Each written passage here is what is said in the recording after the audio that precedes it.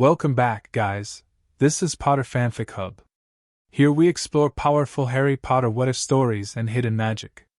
What if Sirius and Remus found a starving Harry at age 3 and every werewolf pack declared war on his enemies? If you enjoy epic magical videos, subscribe to Potter Fanfic Hub. Now, let the story begin. Chapter 1: The Howl and Little Whinging. The winter of 1983 had settled over Surrey like a corpse's shroud. Frost clung to the windows of Privet Drive like frozen tears, and the street lamps cast sickly orange pools of light onto the pavement, light that seemed to die the moment it touched the ground. Number 4 sat in smug silence, its perfectly manicured lawn a testament to the sort of ordinariness that made magic recoil in disgust. Inside, the Dursleys slept the sleep of the righteous. Or at least, the sleep of those who had never once questioned whether their version of righteousness was anything but comfortable self-deception. Outside, in the small patch of frozen earth behind the garage, Harry Potter was dying. He was 3 years old. He was so thin that his ribs pressed against his too large shirt like a xylophone of hunger, each breath a shallow scrape against the cold. The shirt had once been Dudley's, which meant it had been too big even before Harry had shrunk into it, his small body consuming itself in the absence of food. He wore no coat. No shoes. His small feet were blue-tinged and numb, and he couldn't feel his fingers anymore, which was perhaps a mercy because the frostbite had begun to turn them white. He had been locked out for, he didn't know how long. Time had stopped meaning something. There was only the cold, and the hunger, and the desperate, animal need to survive that his tiny body still clung to even as it began to fail. He had cried at first. He had screamed, actually, pounded his small fists against the back door until his knuckles bled, called for Aunt Petunia, for Uncle Vernon, for anyone. He had promised to be good. He had promised to be quiet. He had promised to stop asking for food, stop asking for warmth, stop existing in the way that seemed to make everyone so angry. But the house had been dark, and no one had come. Now he sat with his back against the cold brick, knees pulled to his chest, and he had stopped crying because crying took energy he didn't have. His dark hair, so like his mother's, though he had never seen her face except in dreams he couldn't remember, was matted with dirt and dried tears. His glasses, too large for his face, had been broken for weeks, and he had learned to navigate a world that was always slightly blurred, slightly wrong. The wind howled around the corner of the house, and Harry shivered, a full-body shudder that rattled his small frame like a leaf in a storm. He was so tired. So terribly, horribly tired. If he could just close his eyes for a moment, just rest for a little while, maybe the cold would stop hurting. No. Somewhere in the deepest part of his mind, something rebelled. A voice that wasn't quite a voice, a warmth that wasn't quite warmth. It had been there as long as he could remember, a golden thread of something that hummed beneath his skin when he was afraid. It had saved him before, in ways he didn't understand. When Uncle Vernon had tried to lock him in the cupboard for 3 days, the lock had broken. When Aunt Petunia had dropped him down the stairs, the fall had been softer than it should have been. Asterisk don't sleep. Don't sleep. Don't sleep. Asterisk. The golden thread pulsed weakly, a candle in a hurricane. But the cold was so hungry. It ate at him like the hunger ate at his belly, gnawing, consuming. The frost was creeping up his legs now, his thin pajama bottoms offering no protection at all.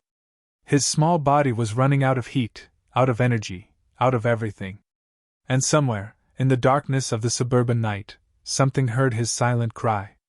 Remus Lupin had been walking for 3 days. The full moon was approaching, 3 nights away, if his calculations were correct, and the wolf inside him was restless, pacing beneath his skin like a caged animal. He had learned long ago that the best way to handle the pre-moon agitation was to keep moving. Walk until your legs burned. Walk until the only thing you could feel was the simple rhythm of one foot in front of the other. Walk until the wolf got bored and settled back down to wait. It usually worked. Tonight, it wasn't working. The wolf was agitated about something else. Something in the air, something that smelled wrong. Not dangerous, exactly. but wrong in a way that made his hackles rise and his teeth ache to lengthen. Remus stopped on the corner of Wisteria Walk and closed his eyes, trying to parse the scent. He was wearing his usual disguise, a shapeless coat too large for him, a scarf wrapped around his lower face, a hat pulled low over his eyes. It was easier to be invisible when you looked like you were trying to hide. The scent was familiar. That was the strange thing. It tugged at something in his memory, something buried deep and painful, something he'd been trying to forget for 3 years. 3 years. It had been 3 years since he'd lost everything: James and Lily, Sirius, the Order, everything that had made his life worth living. He'd gone to ground after the attack, disappeared into the margins of wizarding society, taking odd jobs and sleeping rough. It was easier that way. Easier to be invisible. Easier to pretend that the world hadn't ended when Lily's scream had echoed across the magical world. No. Don't think about that. Don't think about the screams. He pushed the memory away and followed the scent. It led him down Wisteria Walk, past the tidy houses with their tidy lives, past the windows glowing with warm light that made something twist in his chest. He had never had a life like that. He had never been allowed to have a life like that. The scent grew stronger as he approached Privet Drive. The wolf inside him perked up, ears pricked, tail high. There was something here. Something important. Something that made the wolf want to howl. Remus rounded the corner of number 4, and that was when he heard it. It wasn't a sound that should have existed in suburban Surrey. It was a cry, high and thin and desperate, the sound of something small and hurt and terrified.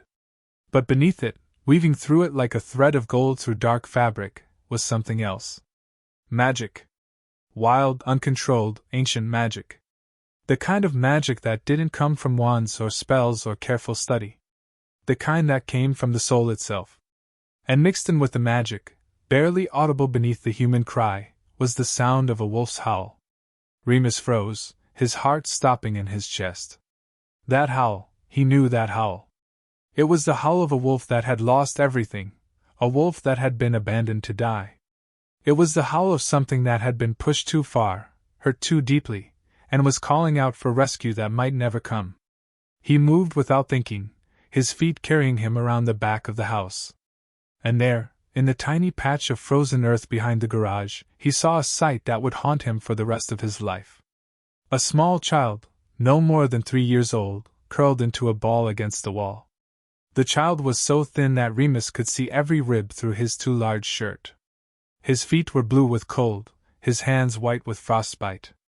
His dark hair was matted and dirty, and his face was streaked with tear tracks that had frozen into tiny ice crystals. But it was the glasses that made Remus's heart stop. Round glasses. Broken, held together with tape, but unmistakably round. "Harry," Remus whispered. The word came out as barely a breath, a prayer, a curse. The child didn't move. Remus fell to his knees in the frozen dirt, his hands hovering over the small body, afraid to touch, afraid to break what might already be broken beyond repair. The golden thread of magic pulsed weakly around Harry, a shield that had kept him alive but was now flickering, fading. "Harry! Harry, can you hear me? It's Remus! It's Uncle Mooney!" The child's eyes fluttered open. They were green, the exact shade of Lily's eyes, the eyes that had once made James Potter fall to his knees and swear he would love her forever. And in those eyes, Remus saw something that made his heart shatter into 1,000 pieces. Nothing. There was no recognition. No hope. Just the dull, animal suffering of a creature that had given up. "Don't touch," Harry whispered. His voice was so small, so faint. "I'm sorry. I'll be good. Please don't touch me. I'll be good." Remus's blood turned to ice. He had seen children who flinched from touch before, the kind of children who knew that adult hands meant pain. He had never expected to see that look in the eyes of James Potter's son. "Harry, it's okay. I'm not going to hurt you. I knew your parents. I'm here to help you." The green eyes blinked slowly. "Mummy? Daddy? No, sweetheart. No, there. Remus's voice broke. "They're not here. But I'm here. I'm going to take care of you. I promise." The golden thread of magic pulsed once, twice, and then went still. Harry's eyes closed. Remus gathered the small body into his arms, and the wolf inside him howled with grief and rage. The child was so light, lighter than he should have been, so light that it was almost nothing. There was no meat on his bones, no fat on his frame. He was skin and bone and the ghost of a child. And he was so cold. So terribly, frighteningly cold. Remus pressed his hand to Harry's chest, feeling for a heartbeat. It was there, faint, thready, but there. The child was alive. Barely. He needed to get him warm. He needed to get him to a hospital, magical or otherwise. He needed. The wolf inside him howled again, and this time it wasn't just grief. It was rage. A cold, burning rage at whoever had done this. At whoever had left a 3-year-old child to freeze to death in the winter cold. At whoever had starved him and abused him until he was nothing but a shadow of the boy he should have been. Remus looked up at the dark house. Number 4 Privet Drive sat in smug silence, its windows dark, its curtains drawn. There was no sign of life inside. No one had come to check on the child. No one had come to bring him inside. The Dursleys. Remus had known about the Dursleys. Everyone in the magical world had known. Lily's awful Muggle sister, Vernon the bully, their horrible son Dudley. Dumbledore had assured everyone that Harry would be safe with them, protected by Lily's blood magic. Safe. Safe. This wasn't safe. This was a slow, deliberate murder. Remus's hands were shaking as he held Harry's small body against his chest, trying to share what little warmth he had. The child was so still, so pale. The frost on his skin was beginning to melt, and Remus could see the bruises beneath, old bruises and new, purple and yellow and green against Harry's too white skin. They hurt him. The thought was a cold blade in his heart. They had hurt him. They had starved him and beaten him and left him to die in the cold. They had taken the most precious thing in the world, the last living piece of James and Lily, and they had broken him. The wolf howled again, and this time Remus didn't try to stop it. He pulled off his coat and wrapped it around Harry's small body, careful not to jostle him. The child made a small sound of protest, a tiny whimper that tore at something deep in Remus's chest, but didn't wake. "We're going to get you out of here," Remus whispered. "I promise, Harry. I promise I'm going to take care of you. No one's ever going to hurt you again." He stood up, holding Harry close, and looked at the house one last time. The lights were still off. No one had come to the window. No one had heard the child's cries.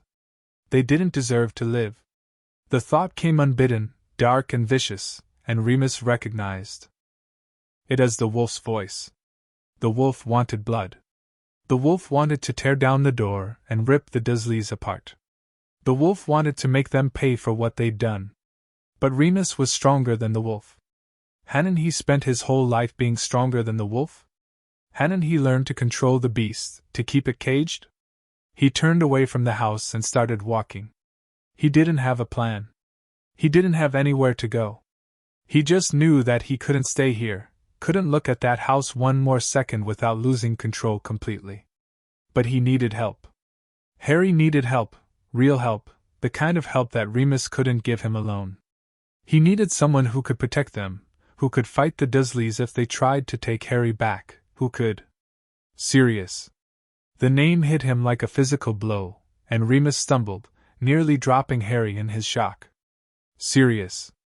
Sirius, who was supposed to be the traitor, who was supposed to have betrayed James and Lily to Voldemort, who was supposed to be in Azkaban for murdering Peter and a dozen Muggles. But the wolf had never believed it. The wolf had always known that Sirius was innocent, had always known that something was wrong.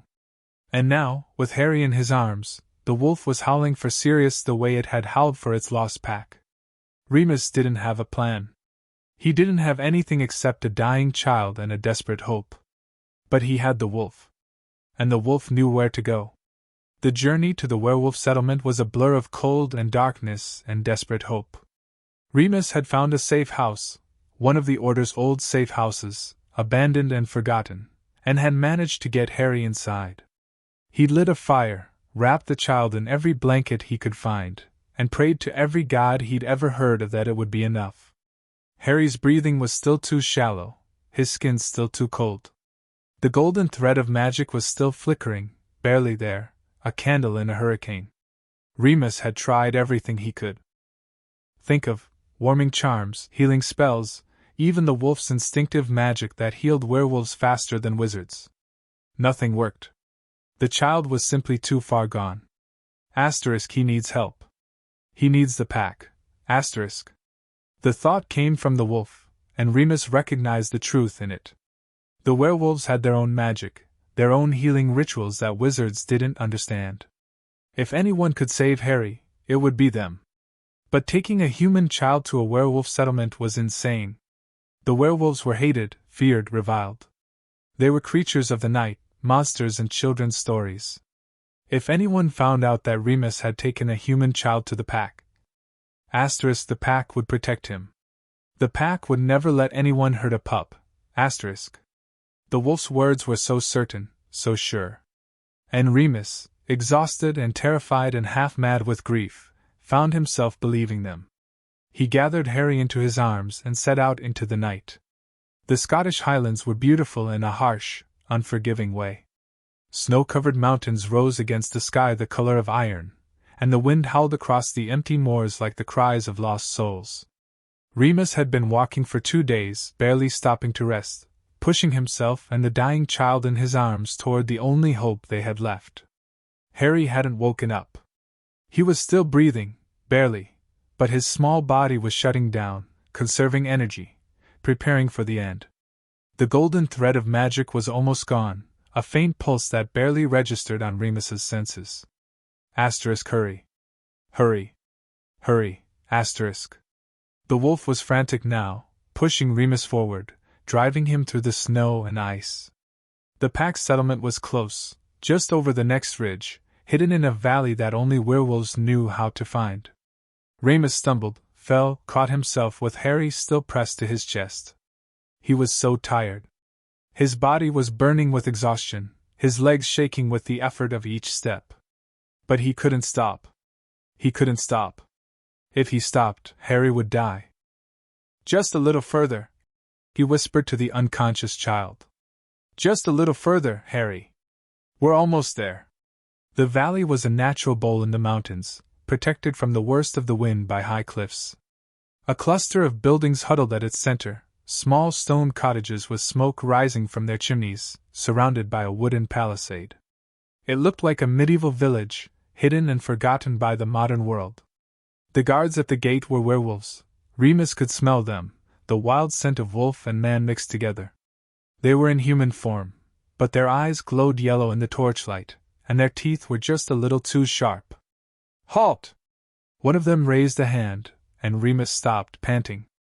Identify yourself! Remus Lupin! Remus gasped. I need help. I have a child, a human child, he's dying. He needs the pack's healing. The guard's eyes narrowed. A human child? You brought a human child to our settlement? He's James Potter's son. James Potter, who died protecting the pack in 81. He gave his life, he gave everything, Remus's voice broke. Please! He's just a child. He doesn't deserve to die. Please! The guard's expression changed. He exchanged a look with his partner, and some silent communication passed between them. Come, the guard said, and he opened the gate. The Alpha will want to see this. The settlement was larger than Remus had expected. There were perhaps 200 werewolves living in the valley, men and women and children. They came out of their cottages to stare as Remus carried Harry through the village, their eyes glowing in the darkness, their expressions a mixture of curiosity and hostility. Remus kept his head down, his arms wrapped protectively around Harry. The child was still unconscious, still too pale, but his breathing had steadied slightly. The warm air of the valley seemed to be helping, or perhaps it was just Remus's hope. The Alpha's cottage was the largest building in the settlement, long stone hall with a thatched roof and a great fire burning in the center. Inside, the Alpha sat in a wooden chair that looked like a throne, watching Remus approach with ancient, knowing eyes. He was old, far older than any werewolf Remus had ever met. His hair was white, his face lined with wrinkles, but his body was still powerful, his hands still steady. His eyes were golden, the color of a wolf's eyes, and they glowed with power. "Remus Lupin," the Alpha said, and his voice was like the rumble of distant thunder. "You have brought a human child to our settlement. Explain yourself." Remus fell to his knees, holding Harry out like an offering. "Please! He's dying. He's James Potter's son. James gave his life to protect the pack in '81. He was a friend to us, a friend to the Moon clans. Please don't let his son die." The Alpha's expression shifted, something flickering in his ancient eyes. "James Potter's son? The boy who lived?" "Yes. He was left with his Muggle relatives, Lily's sister and her husband. Remus's voice broke. They starved him. They beat him. They locked him out in the cold to die. He's been out there for days, and he's so small. So hurt. Please!" A murmur ran through the gathered werewolves. Remus could feel their outrage, their anger, their grief. They had loved James Potter. Everyone had loved James Potter, the golden boy who had fought for them, died for them. The Alpha stood, his chair creaking under his weight. "Let me see the child." Remus held Harry up, and the Alpha leaned forward to examine him. His golden eyes scanned Harry's small body, cataloging the bruises, the frostbite, the terrible thinness. His expression was unreadable. "He is near death," the Alpha said. "His magic is failing. His body is shutting down. Can you save him?" Remus's voice was desperate. Please say you can save him." The Alpha was silent for a long moment. Then he reached out with one gnarled hand and placed it on Harry's forehead. The golden thread of magic pulsed weakly beneath his touch. "This child carries something ancient," the Alpha said softly. "Something that was placed in him when he was very young. A protection, a blood magic. It is what kept him alive, even when his body was failing. You know about the protection? Dumbledore." The Alpha held up a hand, and Remus fell silent. "The old wizard's magic is powerful, but it is not the only magic in the world. There are older things, Remus Lupin. Older things that the wizards have forgotten. And this child carries the mark of the moon." The Alpha's words sent a chill down Remus's spine. "The moon? What do you mean?" "I mean that he is blessed," the Alpha said. "Blessed by the ancient magic that our ancestors served. He may not know it, and the wizards may not know it, but the moon has claimed him as its own." He turned to the gathered werewolves, his voice rising. "We have a duty to this child. His father died for us, died protecting our kind from those who would see us extinct. His mother gave her life for him, poured her magic into a protection that even we could feel. And now we have a chance to repay that debt." The werewolves howled their agreement, a sound that shook the walls of the cottage. The Alpha turned back to Remus. "We will save the child. But when he is healed, he will stay here.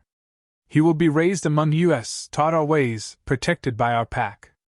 And if anyone tries to take him from us," the Alpha's eyes glowed, "they will answer to the Moon clans."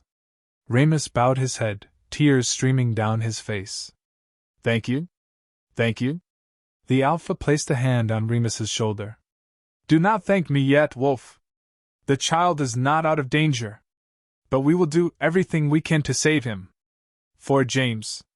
For Lily. For the honor of the moon." The healing took 3 days. Remus spent them in a state of suspended animation, barely eating, barely sleeping, watching over Harry's small body as the pack's healers worked their magic.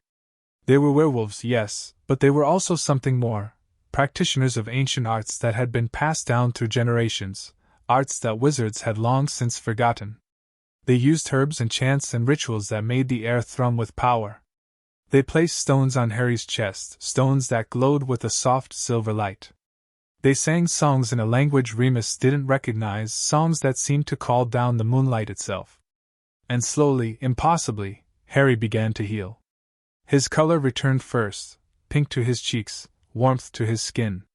Then his breathing deepened, becoming steady and strong. The bruises faded, the frostbite healed, and his body began to fill out, the terrible thinness replaced by the plumpness of a healthy child. On the third night, Harry opened his eyes. They were green, so green, the exact shade of Lily's eyes, and for a moment they were empty, unseeing. Then they focused, and Remus saw recognition flicker in their depths. "Uncle!" Harry's voice was small, confused. "Uncle Mooney?" Remus broke down sobbing. "Yes, Harry. Yes, it's me. It's Uncle Mooney. You're safe now. You're safe." Harry looked around the room, taking in the unfamiliar faces, the strange surroundings. His small brow furrowed. "Where are we? Where's Aunt Petunia? Where's Dudley?" "You're never going back there," Remus said fiercely. "You're never going back to them, Harry. I promise. You're staying here, with me, with the pack. You're safe." Harry's eyes filled with tears. "Safe? I'm safe? Yes, sweetheart. You're safe." And 3-year-old Harry Potter, who had never known safety in his short, brutal life, burst into tears. Remus gathered him into his arms and held him close, feeling the small body shake with sobs, feeling the child cling to him with desperate, tiny hands. The wolf inside him howled with protective rage, with joy, with a love so fierce it nearly consumed him. He would never let anyone hurt this child again. Never. Across the room, the Alpha watched with ancient, knowing eyes. And in the darkness of the Scottish Highlands, the pack howled its approval. The child was home. The full moon rose over the valley on the 4th night.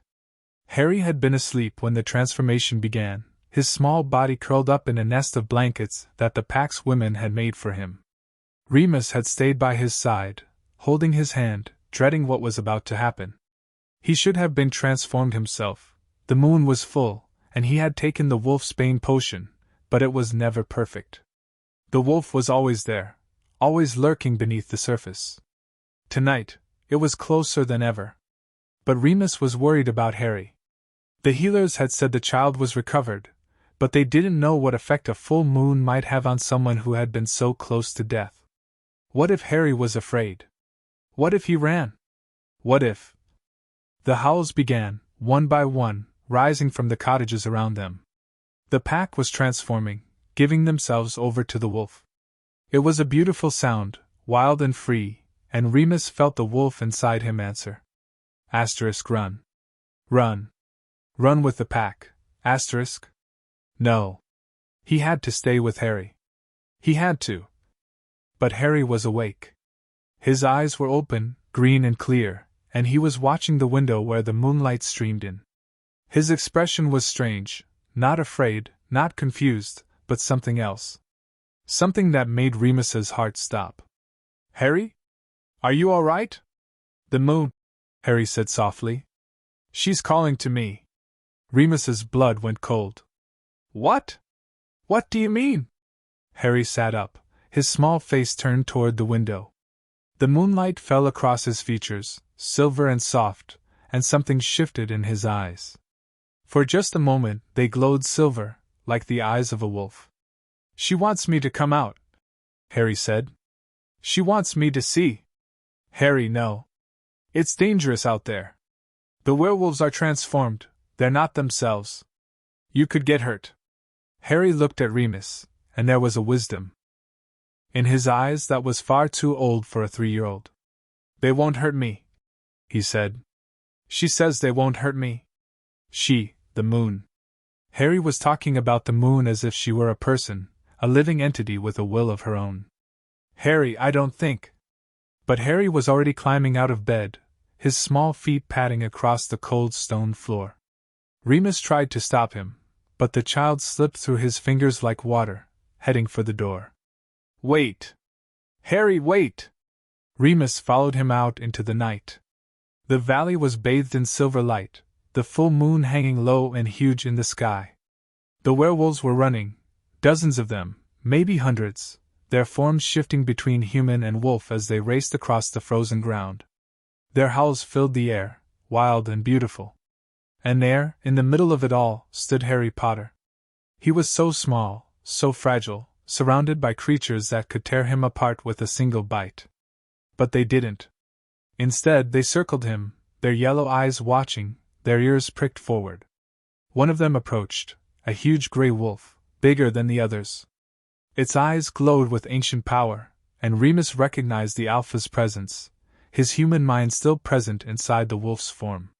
The Alpha walked up to Harry and lowered his head, nuzzling the child's hand. Harry reached out, his small fingers sinking into the thick fur, and his face lit up with a smile that seemed to illuminate the valley. "Hello?" Harry said softly. "You're beautiful." The wolf whined, a sound of pure joy, and lay down at Harry's feet. One by one, the other wolves approached. They circled Harry, sniffed him, nuzzled him. And then they began to curl up around him, forming a protective ring that wrapped the child in a cocoon of fur and warmth. Remus watched, his heart pounding, as the pack of werewolves, the most feared creatures in the magical world, settled down around James and Lily's son and went to sleep.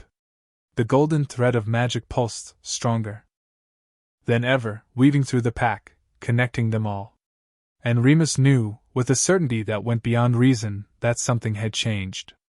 Harry was no longer just a human child. He was something else. Something the moon had claimed. The pack had chosen him.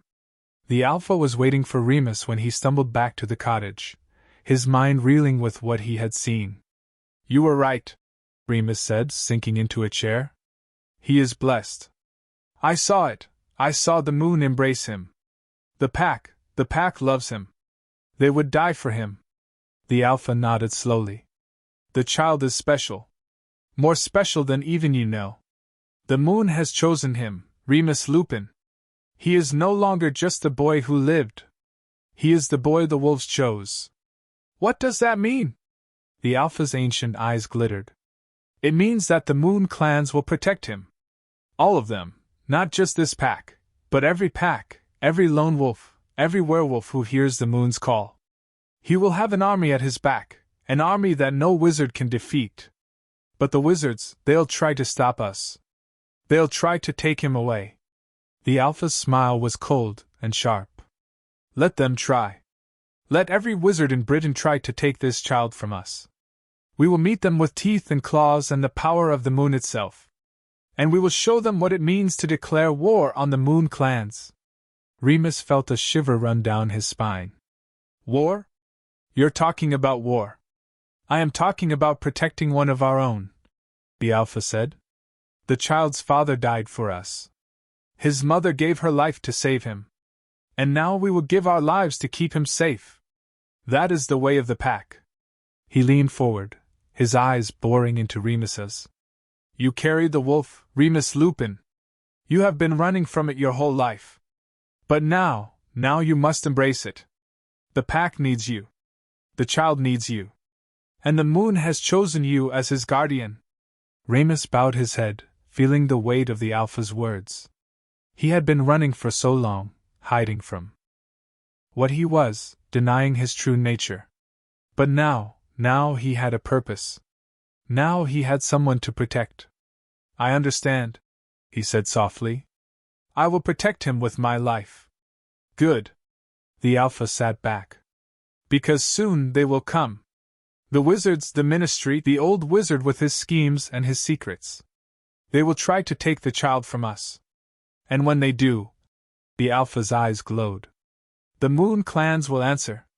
In the valley, the wolves slept peacefully around the sleeping child, their breath misting in the cold air.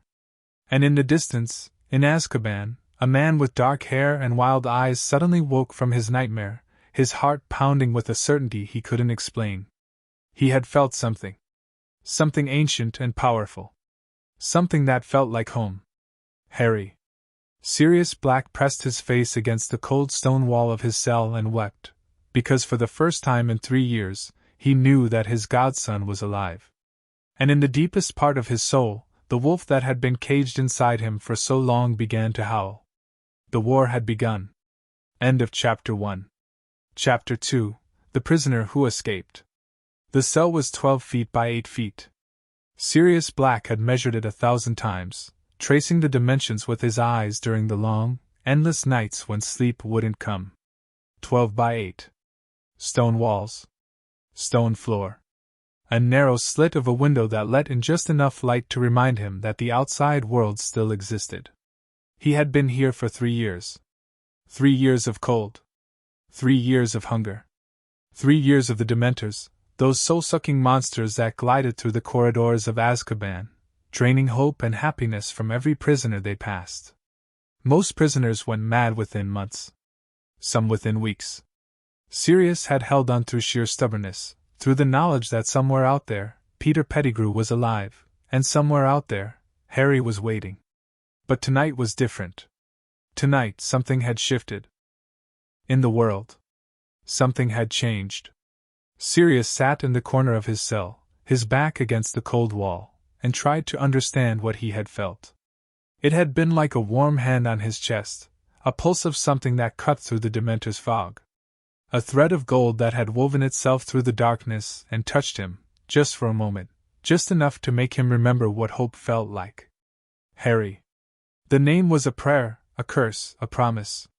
Harry was alive. Harry was. Sirius's eyes snapped open. The thread was still there, faint but unmistakable.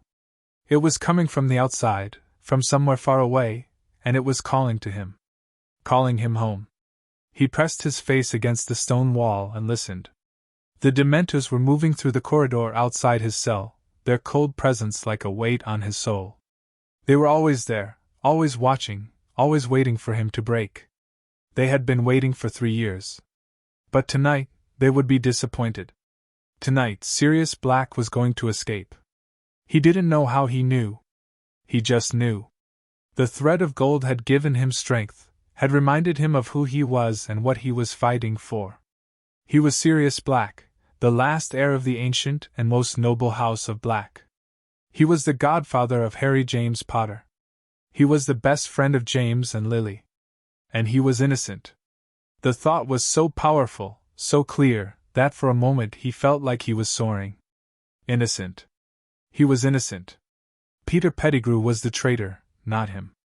Peter had betrayed James and Lily, had murdered 12 Muggles, had framed Sirius and disappeared. But Sirius knew where Peter was hiding. He had always known, somewhere deep in his soul. Peter was in England, living his pathetic little rat's life, pretending to be something he wasn't. And Sirius was going to find him. He was going to find him and make him pay. The Dementors glided past his cell, and Sirius felt their presence like a cold hand on his heart. They sensed something different about him tonight, a spark of hope that shouldn't have been there. They paused, their hooded faces turning toward him, their invisible eyes searching. Sirius stared back at them, and for the first time in 3 years, he wasn't afraid. "You want to know what I'm thinking?" he whispered. "I'm thinking about my godson. I'm thinking about my friends. And I'm thinking about the fact that you're going to have to try a lot harder to break me." The Dementors hissed, a sound like ice scraping against ice, and moved on. Sirius waited until they were gone, and then he moved. The transformation was agony. Sirius had always been an unregistered animagus. He, James, and Peter had learned the spell together during their 5th year at Hogwarts, a secret they'd shared with Remus to keep him company during the full moons. James had been a stag, magnificent and proud. Peter had been a rat, small and insignificant. And Sirius had been a dog. A great shaggy black dog, the same color as his hair, the same color as his soul. He had never told anyone how much it hurt to transform. The bones breaking and reforming, the skin stretching, the mind shifting from human to animal. It was a pain that went beyond physical, a tearing at the very fabric of his being. But tonight, the pain was nothing. Tonight, the pain was freedom. Sirius let himself become the dog, let his human thoughts recede to the back of his mind. The dog was simpler. The dog only cared about survival, about escape, about finding the pack. The dog didn't feel guilt or grief or despair. The dog just felt. And the dog knew that it was time to run. He slipped through the bars of his cell, narrow enough to hold a man, wide enough for a dog, and padded silently down the corridor. The Dementors were everywhere, their cold presence like a fog that seeped into his bones, but the dog was faster, smarter. The dog knew how to avoid them. The prison was a maze of stone and shadow, and Sirius navigated it by instinct, following the thread of gold that pulsed in his chest. He didn't know where it was leading him. He just knew that he had to follow it. He reached the outer wall and paused. The sea was below, dark and churning, the water so cold that it would kill a man within minutes. But the dog wasn't a man. The dog could swim. Sirius leaped. He didn't know how long he was in the water. Time had lost all meaning in Azkaban, and it lost even more meaning now, as the freezing waves closed over his head and the current dragged him away from the prison. He swam until his legs ached, until his lungs burned, until he was sure he would drown. But the dog didn't stop. The dog never stopped. And then there was land. Sirius crawled onto the shore, his body shivering uncontrollably, his fur matted with salt and seaweed. He was in Scotland, he could tell by the mountains, by the wildness of the landscape. Scotland was home, in a way that no other place had ever been. He lay there for a long time, too exhausted to move, too cold to think. The thread of gold was pulsing in his chest, stronger now, closer. It was leading him somewhere, calling to him, telling him to get up and keep moving. So Sirius got up. He started walking, his paws leaving prints in the frozen mud. The wind was brutal, cutting through his fur like knives, but the dog didn't feel it. The dog only felt the thread, the golden thread that was getting brighter and brighter with every step. He walked for 3 days. He didn't eat. He didn't sleep. He just walked, following the thread through the Scottish wilderness, through the snow and the ice and the bitter cold. He passed through villages and towns, invisible to the Muggles, a stray dog that no one noticed. And then, on the 3rd night, he reached the valley. It was hidden, protected by magic and by the natural terrain. Sirius could feel the wards as he approached, ancient wards, powerful wards, wards that recognized him and let him pass. The dog inside him whined with recognition, with joy, with the knowledge that he was home. The valley was full of werewolves. Sirius could smell them, hundreds of them, their scent mixing with the smell of wood smoke and snow. They were transformed, the moon was full, and their howls echoed off the mountains like a song of welcome. Sirius stood at the edge of the valley, and transformed back into a man. He was naked, shivering, his body covered in scars and bruises from his escape. But he was alive. He was free. And he was home. A figure emerged from the darkness, a man with sandy hair and a tired face, a man that Sirius had known since he was 11 years old. "Remus," Sirius whispered. Remus's face crumpled. "Sirius. Sirius, you're alive? You're—" "I know," Sirius said. "I know. I felt it. I felt Harry. Where is he? Is he—" "He's fine," Remus said quickly. "He's alive. He's safe. The pack healed him." "What happened?" Sirius demanded. "What happened to him? Where are the Dursleys? What did they do to him?" Remus's expression shifted, turning dark and cold. "They hurt him, Sirius. They starved him and beat him and left him to die in the cold. He was 3 years old, and they locked him out in the winter and left him to freeze." Sirius's blood turned to ice. "They what?" "They did everything you're thinking," Remus said. "And more. He was so thin that I could count his ribs. His feet were blue with frostbite. He had bruises all over his body. And he flinched when I touched him. He apologized for existing. He was so broken, Sirius. So broken." Sirius fell to his knees in the snow. He had known the Dursleys were terrible people. He had known, from the moment Dumbledore had announced that Harry would be sent to live with them, that it was a bad idea. Lily had told him stories about her sister, about the petty cruelty and the casual meanness. He had tried to protest, had tried to argue that Harry should be raised by someone who would love him, but Dumbledore had been insistent. The blood magic is the strongest protection, Sirius. Lily's sacrifice will keep Harry safe as long as he is with her blood relatives. It is the only way. The only way. The only way to keep Harry safe was to hand him over to monsters. Sirius had believed it. He had believed Dumbledore, had trusted the old wizard's wisdom. And now Harry had almost died because of it. "I'm going to kill them," Sirius said. His voice was flat, emotionless. "I'm going to go back to Little Whinging and I'm going to kill them all." "No, you're not." "The hell I'm not. They hurt Harry. They hurt James's son. They—" "Sirius." Remus knelt in front of him, grabbing his shoulders. "Sirius, listen to me. The pack has already declared war. They've vowed to protect Harry with their lives. And they have no intention of letting the Dursleys or anyone else get anywhere near him again." "Declared war? On who?" "On anyone who tries to hurt him," Remus said. "The Alpha has called the packs together. Every werewolf in Britain is going to unite to protect Harry.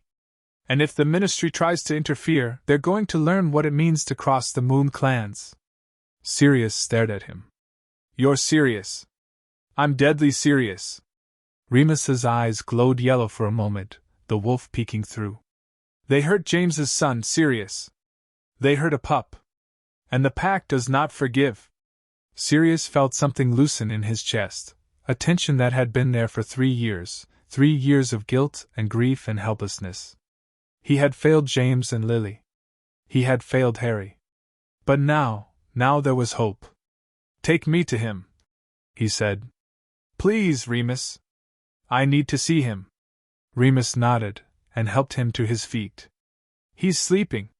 The healers say he's recovering, but he's still weak. And he's—" Remus hesitated. "He's not the same, Sirius. He's not what you remember. He's terrified of adults. He's terrified of being touched. He's going to need time." Sirius nodded, his throat tight. I know. I need to see him. I need to know he's real." "He's real," Remus said softly. "He's alive. And he's safe." The cottage was warm, lit by a fire that crackled in the hearth. Harry was asleep in a small bed by the fire, his small body curled into a ball, a stuffed wolf tucked under his arm. His dark hair was clean, his face was pink with health, and his breathing was steady. Sirius stood in the doorway and wept. He had imagined this moment so many times, imagined finding Harry, holding him, telling him that everything was going to be okay. He had never imagined it like this. He had never imagined the child looking so small, so vulnerable. He had never imagined the fear that was etched into every line of Harry's sleeping face. "Harry," he whispered. "I'm so sorry. I'm so sorry." Harry's eyes opened. They were green, the exact shade of Lily's eyes, the eyes that had once made James Potter fall to his knees and swear he would love her forever. And in those eyes Sirius saw something that broke his heart all over again. Fear. Harry was terrified of him. "Who are you?" Harry's voice was small, trembling. "Where's Uncle Moony?" "I want Uncle Moony." Sirius felt his heart shatter into 1,000 pieces.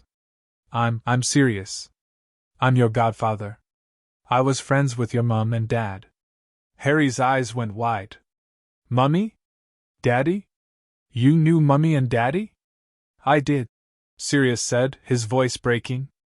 "They were my best friends. I loved them very much. And I love you, Harry. I've loved you since the moment you were born." Harry was silent for a long moment, staring at Sirius with those green eyes. Then, slowly, hesitantly, he crawled to the edge of the bed and reached out a small hand. "Mummy and Daddy used to talk about you," he said. "In my dreams. They said you were the best godfather a boy could ever have." Sirius felt a sob tear out of his chest. "They said that? They talked about me?" Sometimes, Harry said, when I was really sad, they'd come to my dreams and tell me stories. About you. About Uncle Mooney. About how much they loved me. It was too much. Sirius fell to his knees, his forehead pressed against the edge of the bed, and wept. 3 years of grief, 3 years of guilt, 3 years of being trapped in that dark, cold cell, all of it spilled out in a torrent of tears. Harry watched him, his expression curious but not frightened. Then he reached down and patted Sirius's head, the way he might pat a dog. "It's okay," he said. "You're safe now. We're all safe now." Remus found them like that an hour later, Sirius on his knees, his head resting on Harry's small hand, the child sitting cross-legged on the bed and telling him a story about a rabbit and a wolf. "Charming," Remus said dryly. "I see you've made a friend." Sirius looked up, his face streaked with tears but his eyes bright. "He talked to me, Remus. He told me about James and Lily. He said they visit him in his dreams." Remus's expression shifted. "He told me that too. I thought it was just, I don't know, wishful thinking. But the Alpha said there's more to it. He said Harry's connection to his parents' magic is stronger than most." "What does that mean?" "It means they might actually be watching over him," Remus said. "James and Lily. Their spirits might be protecting him in ways we don't understand." Sirius looked back at Harry, who had started dozing off again, his small body slumped against the pillows. "I'm going to make them pay," he said quietly. "Every single person who hurt him. I'm going to make them pay." "I know," Remus said. "But that's a war for another day. Right now, we need to focus on keeping Harry safe. The Alpha says the Ministry has started asking questions. Someone reported Harry missing." "The Dursleys?" "Probably. They realized he was gone and panicked. They're claiming he was kidnapped." Sirius's eyes flashed with cold fury. "Kidnapped? They starved him and beat him and locked him outside in the freezing cold, and they're claiming he was kidnapped. They're muggles, Sirius. They don't know what happened. They just know their nephew is gone and people are asking questions. So what do we do?" Remus sighed. "We lay low for a while. The pack has settled into a routine, and Harry is starting to adjust. He's still scared, but he's getting better. The wolves," he smiled slightly. "The wolves have taken to him. They protect him like he's one of their own." Sirius frowned. "He's not one of their own. He's a human child." "He's more than that," Remus said. "You felt it, didn't you? The golden thread?" Sirius's eyes widened. "How did you know about that?" "Because I felt it too," Remus said. "When I found him, he was dying. His magic was fading. But there was this light inside him. A golden thread that kept him alive. The Alpha says it's the moon's blessing. That Harry was chosen. Chosen for what?" "To be the bridge," Remus said. "Between humans and werewolves. Between the magical world and the moon clans. He's the key to everything, Sirius. And we have to protect him at all costs." Sirius nodded slowly, his mind reeling. It was a lot to take in, the pack, the war, the moon's blessing. But one thing was clear. Harry was safe. Harry was alive. And Harry was surrounded by people who would die to protect him. "I'm not leaving him," Sirius said. "Ever. I'm going to stay here, with the pack, and I'm going to watch over him for the rest of my life." Remus smiled. "I don't think the pack would have it any other way." The weeks that followed were strange and beautiful. Sirius settled into the werewolf village with a surprising ease.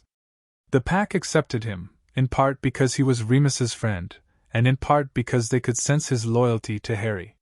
He found himself learning the werewolves' ways, their language, their customs, their ancient magic. He found himself becoming one of them. And Harry began to heal. It was slow, painfully slow. There were still nightmares, still times when he would wake up screaming, convinced that the Dursleys had come back to take him away. There were still times when he flinched at a sudden touch, still times when he apologized for wanting food or warmth, or attention. But there were also moments of pure joy. The wolves loved Harry. They followed him everywhere, a constant protective presence. At night, when the moon was full, they would curl around him in a circle of warm fur and sleep. Harry would laugh, a sound so pure and joyful that it made Sirius's heart ache. And Harry loved the wolves. He spent hours playing with them, chasing them through the snow, climbing on their backs. He was fearless in a way that was both wonderful and terrifying. "He's going to be a handful," Sirius said one afternoon, watching Harry ride the Alpha around the valley. Remus chuckled. "He's already a handful. You should have seen him last week. He tried to climb the mountain with the pack. That's insane. He's 3 years old." "He's 3 years old and the moon's chosen," Remus said. "The pack thinks he's invincible." "He's not invincible," Sirius said, a note of fear creeping into his voice. "He's just a child. He's just James's son." "He's both," Remus said. "He's James's son, and he's something more. We can't change that. We just have to protect him the best we can." Sirius nodded, his eyes fixed on Harry's small figure, racing across the valley on the Alpha's back. He had never loved anyone the way he loved this child. And he would never let anyone hurt him again. The first sign that their peace was about to be shattered came on a chilly morning in late March. Sirius was in the cottage, helping Harry with his breakfast. The child had finally started eating properly, his small body filling out day by day, when a howl echoed across the valley. It was the alarm howl, the signal that something was wrong. Sirius was on his feet in an instant, his wand in his hand. "Stay here," he told Harry. "Don't move." Harry's eyes went wide. "But I'll be right back. I promise." Sirius ran out of the cottage and down the main street of the village. The werewolves were gathering at the gate, their faces grim, their eyes glowing with barely contained rage. "What's happened?" Sirius demanded. Remus was at the gate, his expression dark. "Ministry agents," he said. "They're at the edge of the valley. They want to search the settlement." "Search for what?" "For Harry," Remus said. "The Dursleys reported him missing. The ministry is investigating." Sirius's blood turned to ice. "We can't let them find him. We can't let them take him back." "We won't," Remus said. "But we have to be smart about this. If we fight them, it will only make things worse. The ministry already hates werewolves. If we give them an excuse, they'll slaughter us all. So what do we do?" Remus was silent for a moment, his jaw tight with anger. Then he said, "We let them search. We show them we have nothing to hide. And we hide Harry."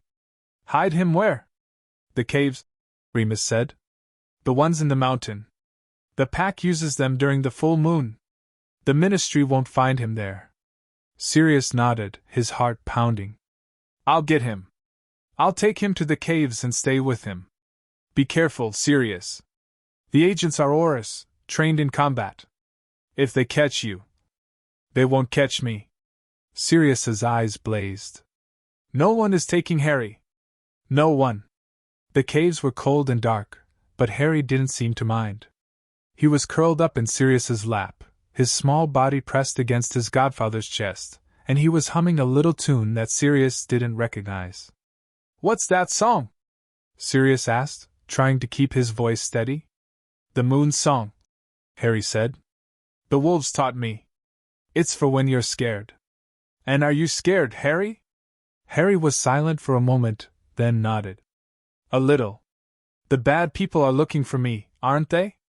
The ones who want to take me back?" Sirius felt his heart clench. "No one is taking you back, Harry. I promise. I'll protect you. Remus will protect you. The pack will protect you. You're safe." Harry looked up at him, his green eyes serious. "You promise?" "I promise," Sirius said. "On my life. I'll never let anyone hurt you again."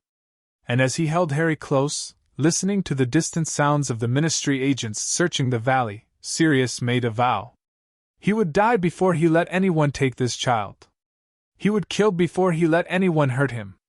He would burn the world to the ground if it meant keeping Harry safe. The Aurors searched the settlement for 3 hours. They were thorough, turning over every cottage, every barn, every corner of the valley. They interviewed the werewolves, asked questions about the missing child, threatened to arrest anyone who lied to them. But they found nothing. Harry was hidden in the caves, deep beneath the mountain, and he was safe. Sirius stayed with him, holding him close, whispering reassurances. And when the Aurors finally left, defeated, they emerged to find the pack waiting for them. "They're gone," Remus said, his face pale with exhaustion. "For now. But they'll be back. They know something's wrong. They just don't know what." "We need to move," Sirius said. "We need to take Harry somewhere safe." "We can't," Remus said. "The pack won't let him go. He's one of them now. And they'll fight to the death to protect him." Sirius looked around the valley, at the 100 werewolves who had gathered around them, their eyes glowing with fierce protectiveness. They had seen Harry, had loved him, had chosen him. They would not let him go. And suddenly Sirius understood. This wasn't just about Harry anymore. This was about something bigger. This was about the werewolves, the outcasts, the creatures that wizards had reviled and hated for centuries. They had found something worth fighting for in Harry. And they would fight to the last wolf. "All right," Sirius said slowly. "We stay. But we need to be ready. The Ministry will keep sending people. They won't stop until they find Harry." Remus nodded. "The pack is already preparing. They're building defenses, setting wards, training for battle.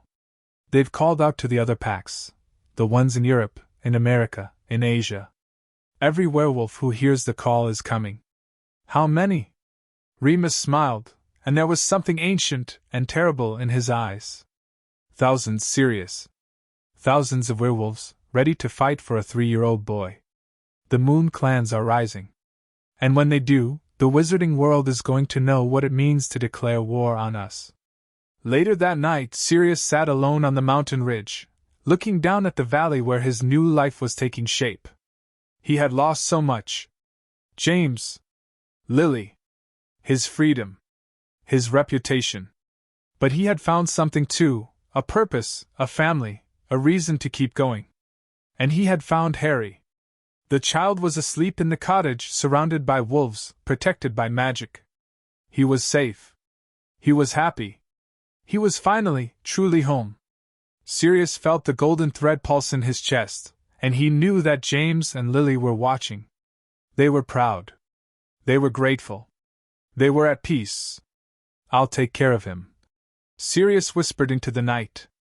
"I promise. I'll take care of him for the rest of my life. And I'll make sure no one ever hurts him again." The wind howled across the mountain, and the wolves howled in answer, a chorus of loyalty and love. And somewhere in the darkness, a rat was watching. Peter Pettigrew had found them. The spy had been sent by the Ministry, a rat among the wolves, a traitor in their midst. But Peter hadn't expected to find this, a child, a pack, a war waiting to happen. He watched from the shadows, his heart pounding with fear. Sirius was here. Sirius had escaped Azkaban and found Harry. And the werewolves were protecting him. Peter knew what this meant.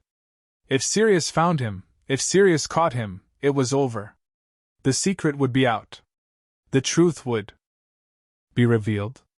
He had to act. He had to find a way to destroy them all, Sirius, Remus, the pack, Harry. He had to make sure that no one ever found out the truth. But as he watched the valley, as he saw the wolves playing with the child, Peter felt something strange. Something that he hadn't felt in a long time. Fear. Not the fear of being caught. Not the fear of death. But the fear of what would happen if the werewolves discovered him. The fear of their claws, their teeth, their ancient magic. Peter had made a mistake. He had underestimated the wolves. He had underestimated their loyalty, their love, their power. But it was too late to turn back now. He would have to fight. He would have to win. He would have to make sure that Sirius Black and Harry Potter, and every single wolf in the valley were destroyed. Because if he didn't, they would destroy him. And Peter Pettigrew had never wanted to die. End of Chapter 2. Chapter 3. The Alpha's Judgment. The morning sun crept over the Scottish Highlands like a hesitant thief, casting long shadows across the snow-covered valley. Sirius had not slept. He had spent the night on the mountain ridge, watching the settlement below, his mind churning with thoughts of Peter Pettigrew, and the ministry and the war that was coming. He had seen something in the darkness. A flicker of movement, a shadow that didn't belong. He had tried to follow it, but it had vanished into the trees, leaving only the faint scent of rat and fear. Peter was here. Peter had found them. And Peter would tell the ministry everything. Sirius descended the mountain, his heart heavy with dread. The valley was waking up, the werewolves emerging from their cottages to start the day. They nodded to him as he passed, their eyes filled with a respect that he hadn't earned but that he desperately needed. He found Remus in the Alpha's cottage, standing before the great fire, his face pale and worried. "He's here," Sirius said without preamble. "Peter. I saw him last night." Remus's expression didn't change. "I know. The Alpha told me." "The Alpha knew?" "The Alpha knows many things," a voice rumbled from the shadows. "He has been watching the rat for weeks." The Alpha emerged from the darkness, his ancient eyes gleaming with cold fire. He was smaller than Sirius remembered, or perhaps it was just that Sirius had grown used to the pack's presence, had stopped being afraid of them. The Alpha was still powerful, still terrifying, but he was also something else. He was a father. A protector. A king. "You knew Peter was here?" Sirius demanded. "And you didn't tell me?" "I did not tell you because I needed to see what you would do," the Alpha said calmly. "I needed to see if you would protect the child, or if you would run." "I would never run," Sirius said, his voice tight with anger. "I would never abandon Harry. Not again. Never again." The Alpha studied him for a long moment, his golden eyes unreadable. Then he nodded slowly. "I know. That is why I have decided to trust you." He gestured to a chair by the fire, and Sirius sank into it, his legs suddenly weak with exhaustion. Remus sat beside him, his hand on Sirius's shoulder, a silent gesture of support. "The rat is a spy," the Alpha said. "He was sent by the ministry to find the child. But he is also something else, something more dangerous. He carries a secret that could destroy us all." "What secret?" Sirius asked, although he already knew. "The secret of his betrayal," the Alpha said. "The secret that you are innocent, and that he is the one who murdered James and Lily Potter." Sirius's breath caught in his throat. "How do you know that? How could you possibly know that?" The Alpha smiled, a cold and ancient expression. "The moon speaks to us, Sirius Black. It shows us truths that the wizards try to hide. We knew, even before you escaped Azkaban, that you were innocent. We knew that the rat was the traitor. We knew that Harry Potter was being abused by his Muggle relatives. And you did nothing?" Sirius's voice was sharp with accusation. "You knew he was being hurt, and you did nothing?" "We did not know where he was," the Alpha said unruffled. "The old wizard, Dumbledore, hid him well. We searched for him, but we could not find him. It was only when Remus brought him here that we understood what had happened." Remus shifted uncomfortably. "I didn't know about the pack search, Sirius. I didn't know they were looking for him." "It does not matter now," the Alpha said. "What matters is that the child is here, and he is safe. What matters is that we must protect him from the rat and from the ministry and from everyone who would do him harm." Sirius nodded slowly, his anger fading. "What do you want me to do?" The Alpha leaned forward, his eyes gleaming. "I want you to help us declare war." The gathering that night was unlike anything Sirius had ever seen. The werewolves had built a great bonfire in the center of the valley, its flames reaching toward the sky like a beacon. Around it, hundreds of wolves had gathered, not just from this pack, but from others, from across Britain and beyond. They had come in response to the Alpha's call, drawn by the ancient magic that bound them all together. Sirius stood at the edge of the gathering, Harry in his arms, watching as the werewolves formed a circle around the fire. The child was awake, his green eyes wide with wonder, his small face lit by the flames. "Pretty," Harry whispered. "Yes," Sirius said. "Very pretty." But there was nothing pretty about what was about to happen.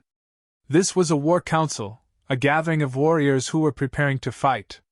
And at the center of it all was Harry, the child they had chosen to protect, the child they would die for. The Alpha stepped into the circle, his voice rising above the crackling fire. "Brothers and sisters, wolves of the Moon clans, hear me." The gathered werewolves fell silent, their eyes fixed on their leader. "We have gathered here tonight to make a decision," the Alpha continued. "A decision that will change the course of our history. A decision that will determine whether we live or die." A murmur ran through the crowd, and Sirius felt Harry tense in his arms. "For centuries, the wizards have hunted us," the Alpha said. "They have called us monsters, beasts, creatures of the night. They have driven us into hiding, killed us without mercy, and forced us to live in fear. And for centuries, we have endured. We have hidden. We have survived." He paused, his eyes sweeping across the crowd. "But no more." The words echoed across the valley, and Sirius felt a shiver run down his spine. "Tonight, we have a chance to change everything. Tonight, we have a chance to fight back. The old wizard, Dumbledore, has failed us. He promised to protect the child, and instead he left him to be tortured and starved. The Ministry has failed us. They hunt us like animals, imprison us without cause, and treat us as less than human." He turned toward Harry, his ancient eyes softening. "But this child is different. This child carries the moon's blessing. This child has been chosen to be the bridge between our worlds. And the moon has commanded us to protect him." He raised his arms to the sky. "I say that we declare war on anyone who would harm him. I say that we unite as one pack, one family, one force of nature. I say that we show the wizards what happens when they try to take the moon's chosen." The werewolves howled, a sound so loud and so fierce that it shook the very mountains. Sirius felt Harry tremble in his arms, and he held the child closer. "War!" someone shouted. "War!" another echoed. "War! War! War!" The chant grew louder, more fevered, until it seemed to consume the entire valley. Sirius felt his heart pounding with the rhythm of it, felt the ancient magic pulsing through his veins. And then Harry did something that changed everything. The child began to glow. It was a soft silver light at first, barely visible in the firelight. But it grew brighter and brighter, until Harry was surrounded by a halo of pure moonlight. The golden thread that Sirius had felt in his chest surged forward, connecting Harry to every werewolf in the circle. The chanting stopped. The howling ceased. The entire valley fell silent as the wolves stared at the glowing child in Sirius's arms.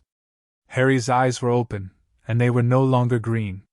They were silver, the same silver as the moon, the same silver as the wolves' eyes when they transformed. "I see them," Harry said, and his voice was strange, echoing with a power that didn't belong to a 3-year-old. "I see the moon. She's telling me something." "What is she telling you?" the Alpha asked, his voice hushed with awe. Harry's silver eyes turned toward the Alpha. "She says that you are right.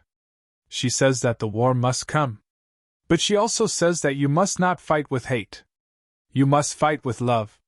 The Alpha's expression flickered. "Love? Love," Harry repeated. "You fight to protect me. You fight to protect each other. You fight to protect the innocent.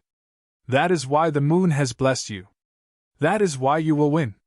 The silver light faded from Harry's eyes, and he blinked, suddenly looking like the 3-year-old he was. "I'm tired," he murmured, and his head drooped onto Sirius's shoulder. Sirius held him close, his heart racing. The werewolves were staring at him, at Harry, with expressions of wonder and awe. The Alpha stepped forward and knelt before Sirius and Harry. "The moon has spoken," he said, his voice ringing with authority. "The child is the chosen one. We will protect him with our lives. And we will fight with love, not with hate. He looked up at the assembled wolves. Spread the word, he commanded. Send messengers to every pack in every country. Tell them that the moon has chosen a child. Tell them that the war has begun. And tell them that we will not stop until the child is safe, and the wizards have learned to respect us. The wolves howled their agreement, a sound that echoed across the mountains and into the night. And Sirius, holding Harry close, felt hope for the first time in 3 years. The days that followed were a blur of preparation. The werewolves worked tirelessly, building defenses, setting wards, training for the battle to come. Messengers came and went, bringing news from other packs, other settlements, other werewolves who had heard the call and were coming to join the fight. Harry recovered quickly from his strange experience, although he was quieter than before. He spent hours sitting on the mountain ridge, staring at the moon, his small face solemn. He's communing with her, the Alpha explained to Sirius. The moon speaks to him, and he speaks to her. He is learning her ways, her magic, her wisdom. He's 3 years old, Sirius said, a note of despair in his voice. He should be playing, not communing with ancient beings. He is playing, the Alpha said. This is his way of playing. This is what makes him happy. Sirius wanted to argue, but he couldn't. Harry was content when he was on the mountain ridge, staring at the moon. And if that was what made him happy, who was Sirius to stop him?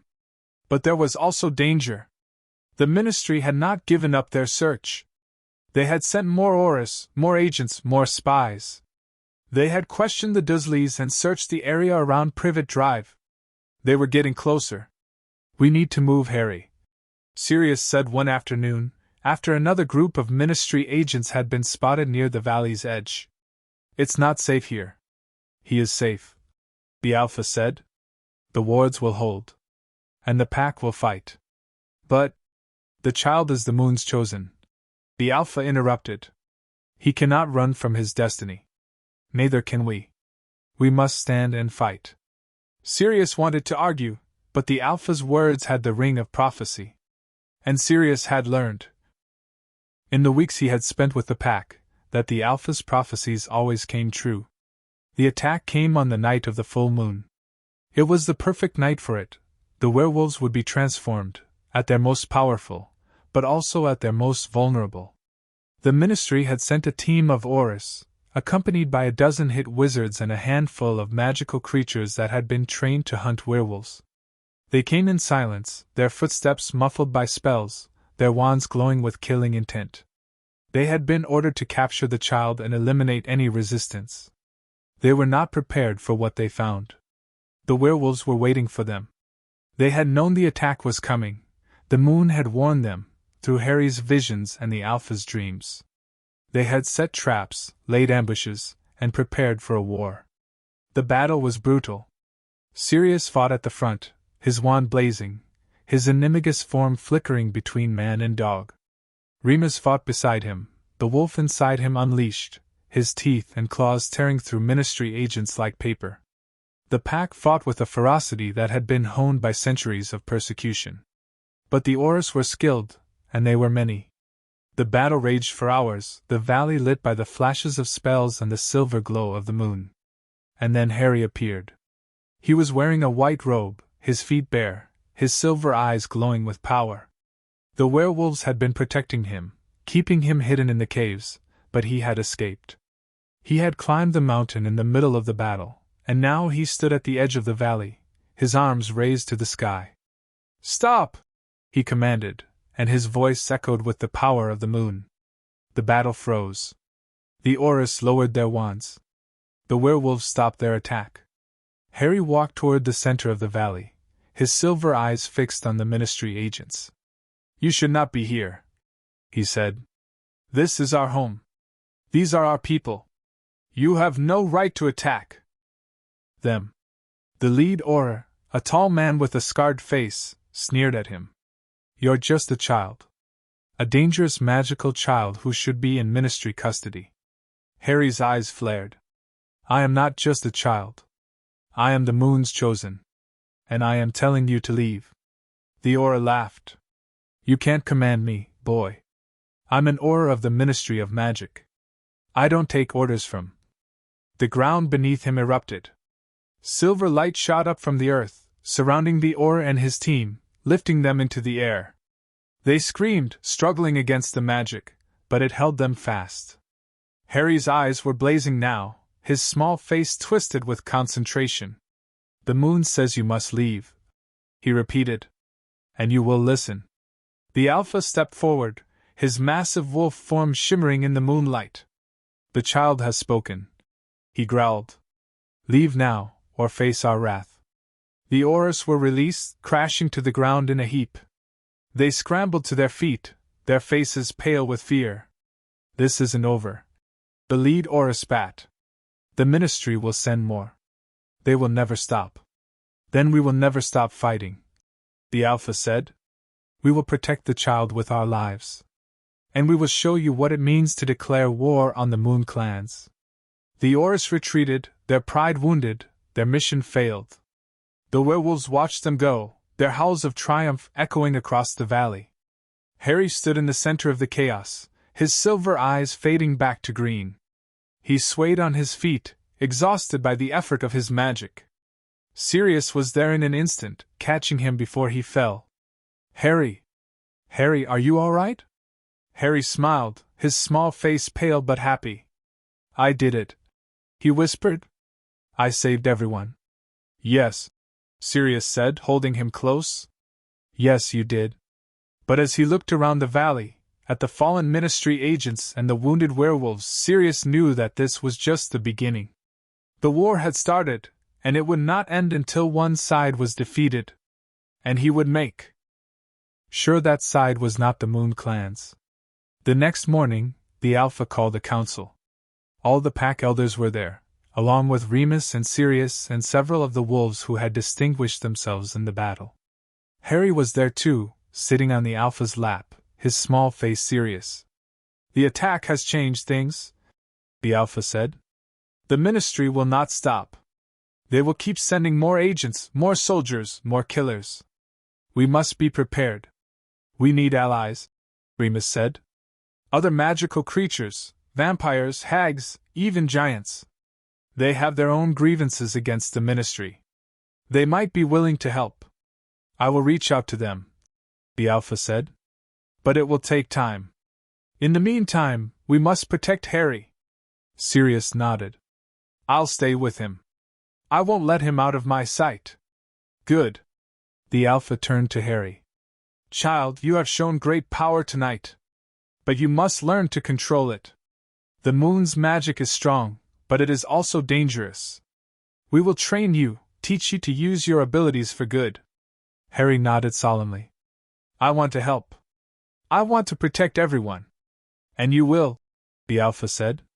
In time, you will protect us all. The meeting ended, and the wolves dispersed to their duties. Sirius stayed behind, watching as the Alpha talked quietly with Harry. What are they saying? Remus asked, coming up beside him. I don't know, Sirius admitted. But I trust them. I trust the Alpha. Are you sure that's wise? He saved Harry's life, Sirius said simply. He protected him when no one else could. I'll trust him with my life. Remus nodded slowly. Fair enough. But we need to be careful. The Ministry isn't going to give up. And the full moon is only 3 weeks away. I know, Sirius said. But we'll be ready. The weeks that followed were a whirlwind of preparation. The werewolves worked night and day, building new defenses, training new recruits, reaching out to potential allies. Messengers came from packs across Europe, offering their support. The Moon clans were uniting in a way that hadn't happened in centuries. And Harry grew stronger. He trained with the Alpha, learning to control his moon magic. He trained with the pack, learning to fight, to hunt, to survive. He was only 3 years old, but he was already becoming something more. You're amazing, Sirius told him one night, as they sat together on the mountain ridge. Harry smiled, his green eyes shining. I'm just Harry. No, you're not, Sirius said. You're Harry Potter, The chosen of the moon, the boy who lived, the hope of the werewolves. You're the most amazing person I've ever known. Harry giggled. You're silly, Sirius. I'm serious, Sirius said, and Harry giggled even harder. It was a perfect moment, a moment of peace in the midst of chaos. Sirius held on to it, treasured it, because he knew that it wouldn't last. The war was coming. And when it came, everything would change. The attack came on the night of the new moon. It was the perfect night for an attack. The werewolves would be at their weakest, their power diminished without the light of the moon. The Ministry had sent their best, their deadliest, their most ruthless. But the Moon clans were ready. They had known the attack was coming. The Moon had warned Harry, and Harry had warned them. They had prepared for this moment, trained for this moment, lived for this moment. The battle was the fiercest yet. The Ministry had brought everything they had, Orus, hit wizards, even a few dementors. They had also brought an army of magical creatures, all of them trained to hate and kill werewolves. But the werewolves fought back with a ferocity that surprised even them. They had been driven to the edge, and there was no going back. They would fight, or they would die. Sirius was in the thick of it, his wand blazing, his animagus form shifting and flowing. He fought side by side with Remus, their friendship forged in blood and fire. And Harry was there too. He stood at the edge of the battle, his silver eyes glowing with power, his small hands raised to the sky. He was commanding the moon's magic, raining silver light down on the Ministry forces, driving them back. The child!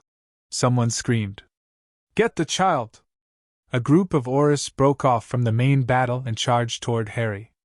Sirius saw them coming and threw himself in front of them, his body shifting from man to dog, his teeth bared. You will not touch him! He snarled, and launched himself at the attackers. The fight was brutal. Sirius was outnumbered, but he was also furious, driven by a protective rage that made him unstoppable. He tore through the Orus like they were made of paper, his claws and teeth finding flesh and bone. But there were too many. They kept coming, kept attacking, and Sirius was starting to slow down, his wounds taking their toll. And then Harry's magic surged. A wave of silver light swept across the battlefield, knocking every Ministry agent to the ground. The Orus screamed, clutching their heads, and the magical creatures fled in terror. Harry walked forward, his small feet leaving prints of silver light in the snow. His eyes were blazing, and his voice echoed with the power of the moon. I am the chosen, he said. I am the moon's child. And I command you to leave this place. Now. The Ministry agents scrambled to their feet and ran. They fled the valley, fled the werewolves, fled the terrifying child who had just defeated them all. The battle was over. Sirius collapsed to the ground, his wounds seeping blood. Harry ran to him, his silver eyes fading back to green, his small face filled with concern. Sirius! Sirius, are you okay? Sirius managed a weak smile. I'm fine, Harry. I'm just tired. Harry hugged him tightly. You saved me. You always save me. Sirius hugged him back. I always will, Harry. I always will. The Alpha declared victory, but there was sadness in his eyes. We have won this battle, he said to the gathered wolves. But the war is far from over. The Ministry will not stop. They will keep attacking, keep trying to take Harry, keep trying to destroy us. Then we will keep fighting, Remus said. Yes, the Alpha agreed. But we must be smart about it. We must use our allies, our magic, our unity. We must show the wizards that we are not monsters. We are a people. A family. A force of nature. He looked at Harry, who was sitting in Sirius's lap, his small face peaceful. And we must protect this child, the Alpha said. He is our future. He is the moon's gift. And we will not let him be taken from us. The wolves howled their agreement, and the sound echoed across the valley and into the night. The war had only just begun. End of Chapter 3. Chapter 4. The Boy the Wolves Chose. The winter had loosened its grip on the Scottish Highlands, and the first hints of spring were beginning to show. Tiny green shoots pushed through the melting snow, and the air carried the scent of damp earth and new life. In the Valley of the Werewolves, the change was palpable, not just in the weather, but in the heart of the pack itself. Something had shifted. Harry Potter had been with them for 4 months now, and in that time, he had become more than just the child they protected. He had become the center of their world, the beating heart of their community, the reason they woke each morning with hope instead of fear. The pack had always been a family, bound by blood and magic and the shared burden of being hunted. But Harry had changed them.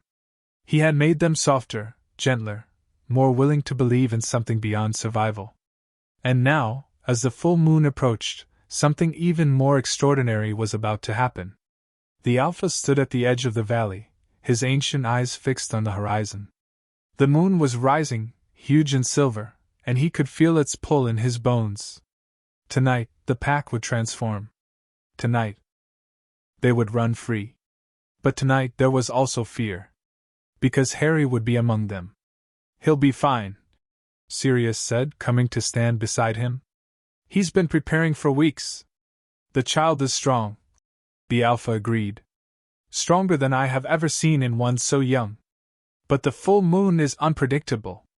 Even with the moon's blessing, he may be overwhelmed." "Then we'll protect him," Sirius said. "We'll keep him safe, no matter what." The Alpha nodded slowly. "I know you will. But there is something else, something I have not told you." Sirius tensed. "What?"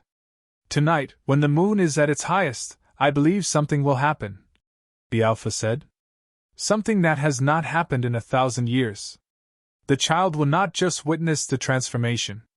He will become part of it." Sirius stared at him. "What do you mean?" "I mean that the moon will claim him fully," the Alpha said. "She will mark him as her own, in a way that cannot be undone.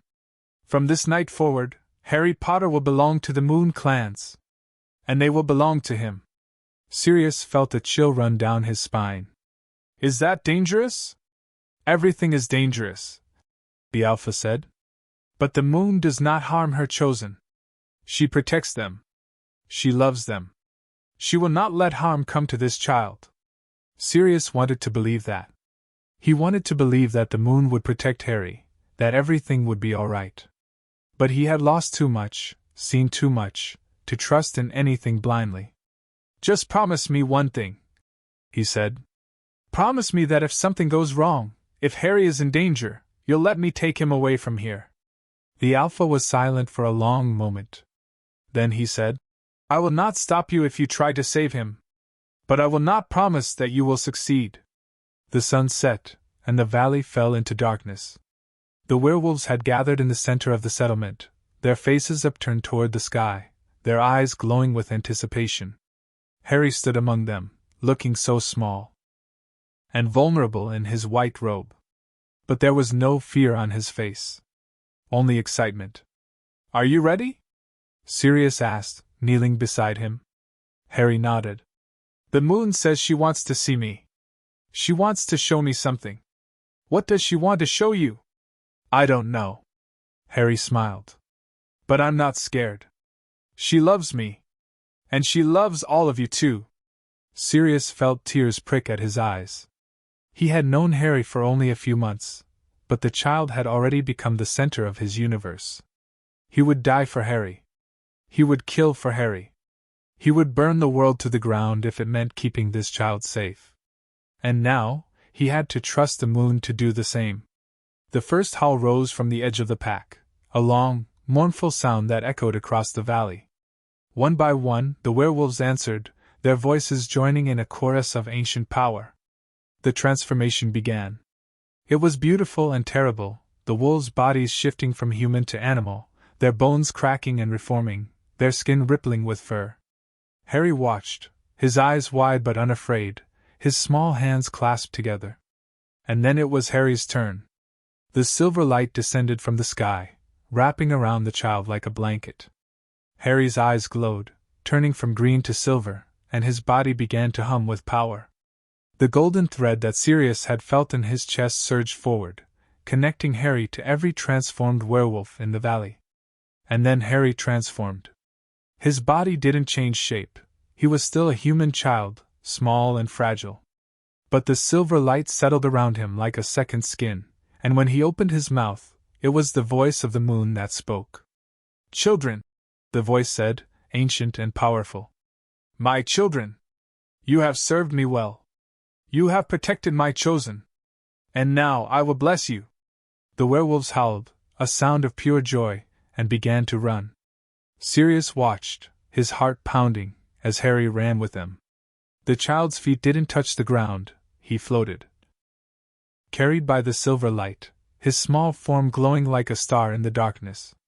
The pack ran through the valley, through the forests, across the mountains. They ran for hours, their howls echoing through the night, their bodies united in a single purpose. And at the center of it all, Harry ran with them, his silver eyes blazing, his small face radiant with joy. The run ended at dawn. The werewolves transformed back, their bodies returning to human form, their faces streaked with tears of joy. They gathered around Harry, who was sitting on a rock, his silver eyes slowly fading back to green. "What happened?" Harry asked, his voice small and confused. "I don't remember. I don't remember anything after the howling started." "You communed with the moon," the Alpha said, kneeling beside him. "You became her vessel, her voice, her hands. You blessed us, child.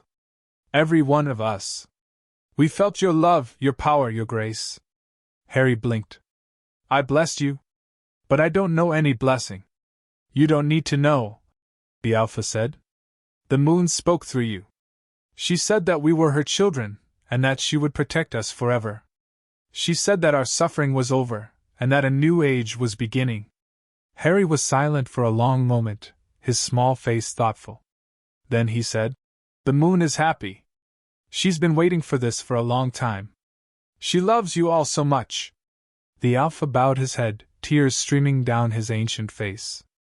"We know, child. We know." The days that followed were strange and wonderful. Harry had changed. He was still the same child, loving, curious, sometimes fearful, but there was something different about him. Something ancient and powerful that lurked beneath the surface. The werewolves treated him differently too. They still played with him, taught him, protected him. But there was a reverence now, a respect that bordered on worship. "He's not just a child anymore," Remus observed one afternoon, watching Harry practice his magic. Under the Alpha's watchful eye. "He's something more. The moon's chosen. The pack's hope. He's still Harry," Sirius said fiercely. "He's still my godson. He's still James and Lily's son." "I know," Remus said. "But you have to accept that he's also something else. Something bigger than any of us." Sirius wanted to argue, but he knew Remus was right. Harry had been chosen by forces beyond their understanding, and that choice had changed everything. But Sirius would still protect him. He would still love him. He would still be there for him, no matter what. The first sign that Harry's connection to the moon was growing stronger came 2 weeks after the full moon. Harry was playing in the valley when he suddenly stopped, his eyes glazing over.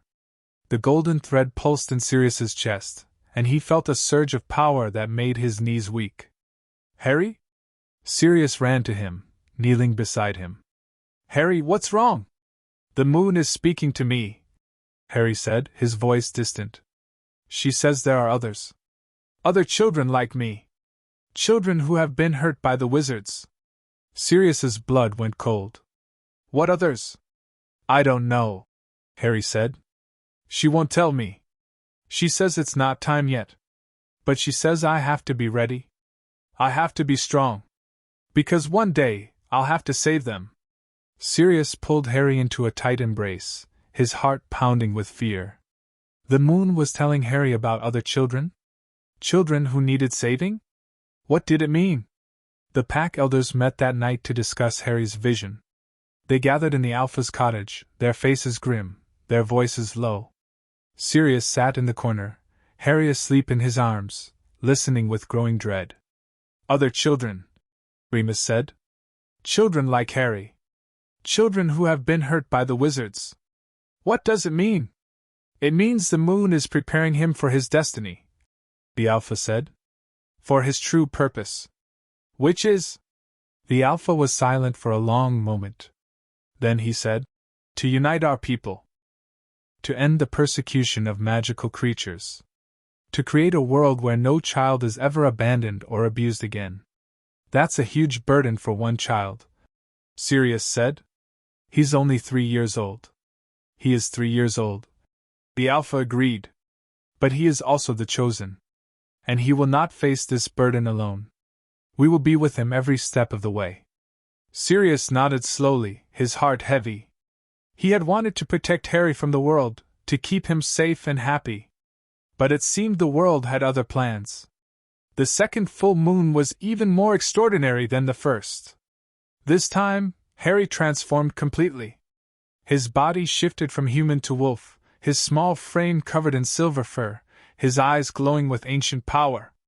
The pack howled with joy as Harry ran with them, a wolf among wolves, a child of the moon. Sirius watched, his heart bursting with pride and fear. Harry was becoming something more, something beyond human understanding. And Sirius could only hope that he would stay the same boy he loved. After the run, Harry transformed back, his body returning to human form. He was exhausted, his small face pale, but there was a smile on his lips. I saw her, he whispered. The moon. She's so beautiful. I know, Harry, Sirius said, holding him close. I know. The words spread quickly throughout the pack. Harry had transformed. He had become one of them, a wolf of the moon clans. The werewolves celebrated with a feast, their voices raised in song, their hearts full of joy. But not everyone was happy. A group of werewolves, led by a young wolf named Fenrir, approached the Alpha with concerns. They were worried about Harry's power, about the changes he was bringing to the pack. He's not one of us, Fenrir said, his eyes narrowed. He's a human child. No matter what the moon says, he will never truly be one of us. The Alpha's eyes flashed with anger. You dare to question the moon's will? I question the wisdom of trusting a child, Fenrir said. He's dangerous. His power is untrained. He could destroy us all. He has already saved us, the Alpha said. He led us to victory against the Ministry. He blessed us with the moon's grace. And you call him dangerous? I call him unpredictable, Fenrir said. And unpredictable is dangerous. The Alpha stepped forward, his ancient eyes blazing. If you have a problem with the child, you can leave this pack. But if you stay, you will respect him. You will protect him.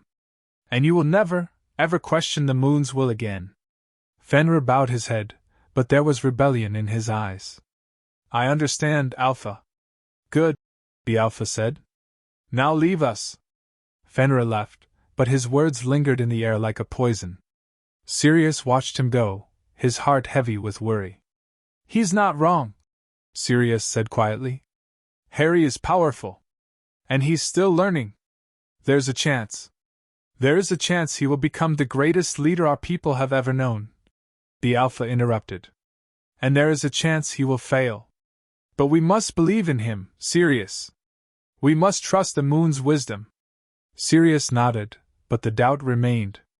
Fenrir's words had struck a chord, a fear that Sirius had been trying to ignore. What if Harry couldn't control his power? What if he hurt someone? What if he hurt himself?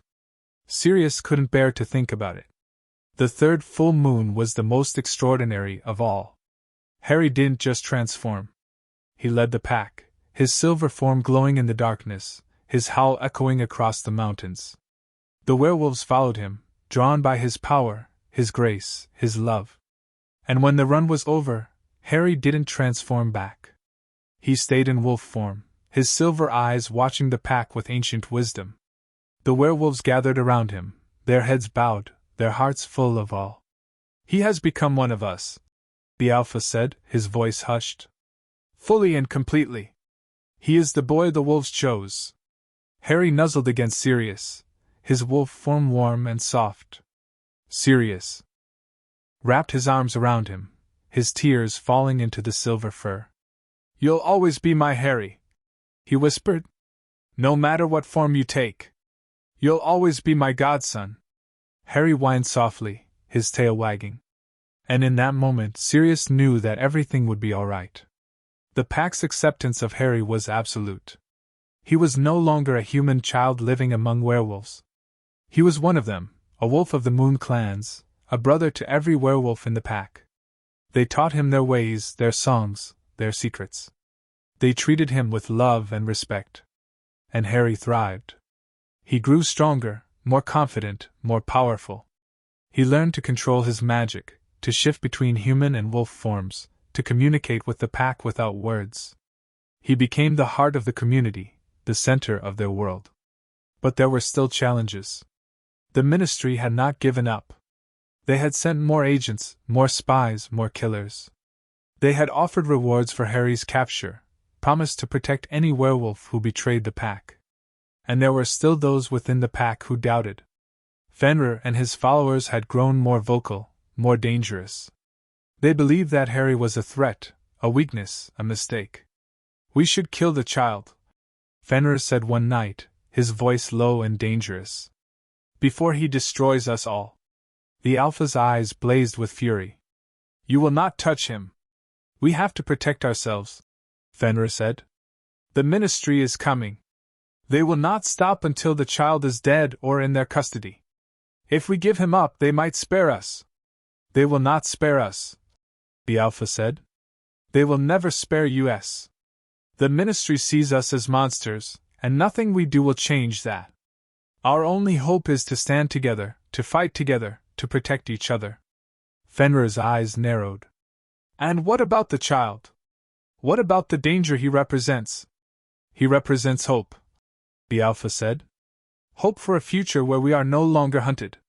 Hope for a world where our children can grow up without fear. He is the moon's gift, Fenrir. And if you cannot see that, you are blind." Fenrir backed down, but his hatred remained. And Sirius knew that it was only a matter of time before he acted on it. The attack came on the night of the new moon. Fenrir and his followers had betrayed the pack, leading Ministry agents into the valley. They had promised to deliver Harry, to hand him over in exchange for their own freedom. The battle was brutal. The Ministry had brought everything they had: auras, hit wizards, dementors. They had attacked without warning, catching the pack off guard. The werewolves fought bravely, but they were outnumbered and outmatched. Sirius fought with a fury that surprised even him. He tore through the Ministry agents, his animagus form shifting between man and dog, his teeth and claws finding flesh and bone. Remus fought beside him, his wolf form savage and unstoppable. But the dementors were the worst.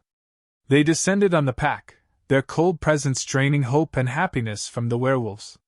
The pack began to falter, their courage fading. And then Harry appeared. He was in wolf form, his silver fur blazing with power.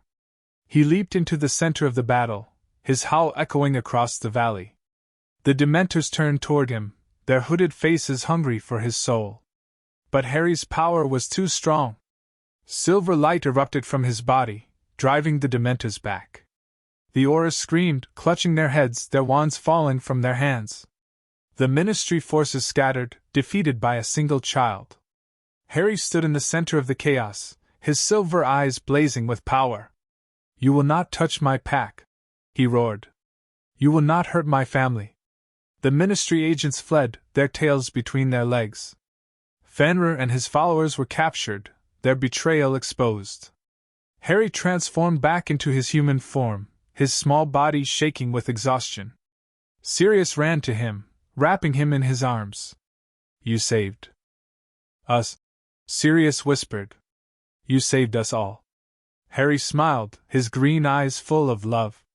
"I protect my family," he said. "That's what wolves do." The Alpha declared Fenrir and his followers banished from the pack. They were stripped of their names, their magic, their identity. They were driven into the wilderness, never to return. "Traitors have no place among the Moon clans," the Alpha said. "They chose fear over love. They chose hate over hope. and they will pay for their betrayal. The pack howled their agreement, their voices raised in triumph. Harry watched the traitors leave, his small face thoughtful. I don't hate them, he said quietly. I wish they had trusted us. Sirius hugged him tightly. I know, Harry. I know. After the battle, the pack held a celebration. They built a great bonfire, sang songs of victory, and danced until the sun rose. Harry was the guest of honor, the hero who had saved them all. The werewolves praised him, loved him, worshipped him. But Harry remained humble. I just did what I had to do, he said. You're my family. I protect my family. The pack held their love, their gratitude, their devotion. And Sirius, watching from the edge of the crowd, felt his heart swell with pride. Harry was not just the boy the wolves chose. He was the boy Sirius loved, the boy James and Lily had entrusted to his care. And no matter what happened, no matter what challenges lay ahead, Sirius would always be there for him. Always. End of Chapter 4. Chapter 5, War Declared. The morning after the celebration, the valley was quiet. Not the peaceful quiet of a sleeping village, but the tense, waiting quiet of an army before battle. The werewolves moved through their daily routines with grim determination, their eyes constantly scanning the horizon, their hands never far from their weapons. Sirius stood at the edge of the valley, watching the sun rise over the mountains. The golden light painted the snow-capped peaks in shades of pink and orange, but he couldn't appreciate the beauty. His mind was elsewhere, churning with thoughts of what was to come. The Ministry had been defeated twice now. They would not take that lightly. They would regroup, rearm, and return with even greater force. And when they did, the pack would need to be ready. Penny for your thoughts? Remus appeared beside him, a mug of tea in each hand. Sirius took one gratefully, letting the warmth seep into his cold fingers.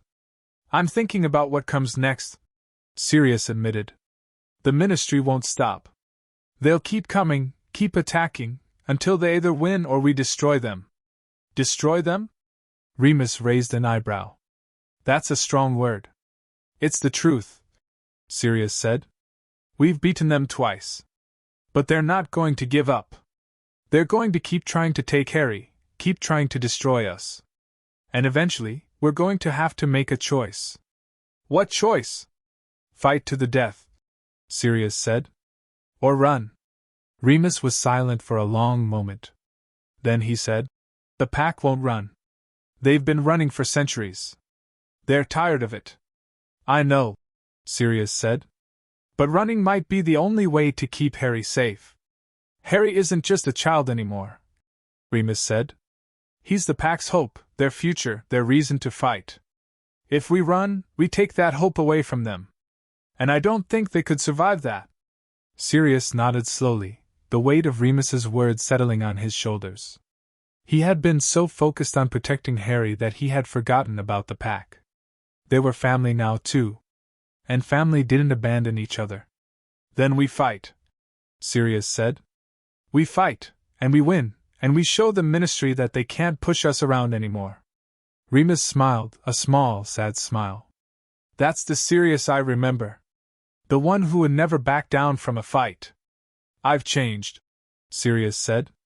I've lost so much, Remus. James. Lily. My freedom. My reputation. But I've also found something. I've found Harry. I've found the pack. I've found a reason to keep fighting. Remus placed a hand on his shoulder. And I've found you, he said.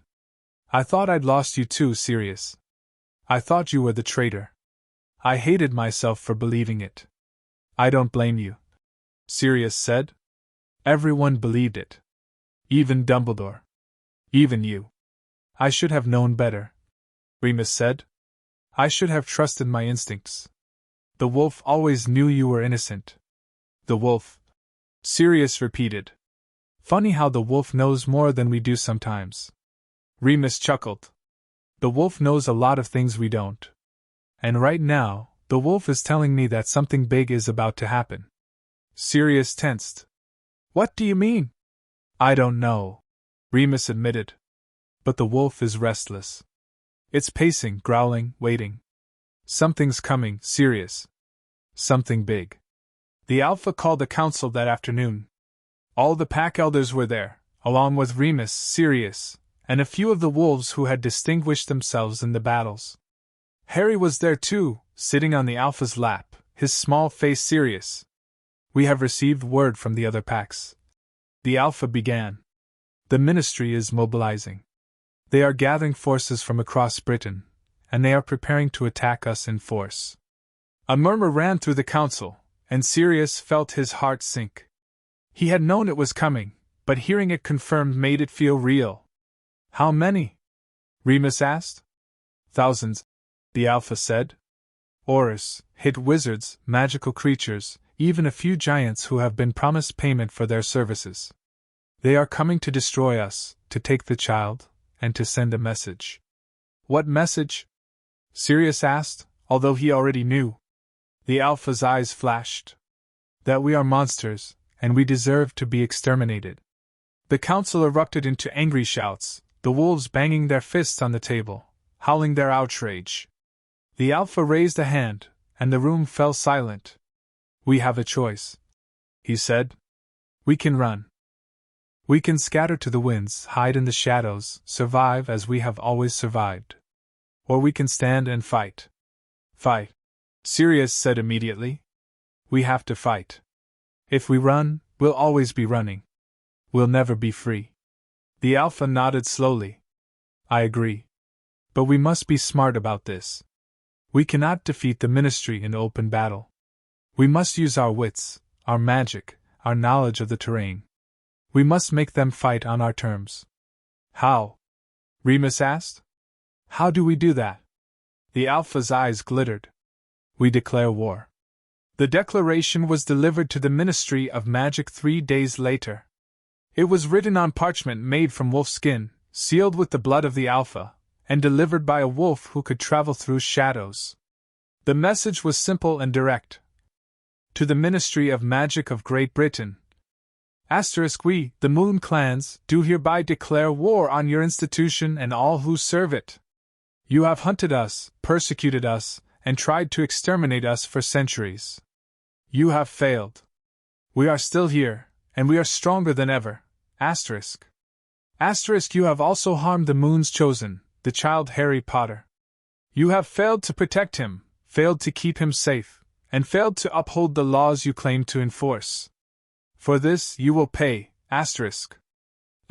we demand the immediate withdrawal of all Ministry forces from our territories, the formal recognition of our rights as sentient beings, and the permanent cessation of all persecution against werewolves and other magical creatures.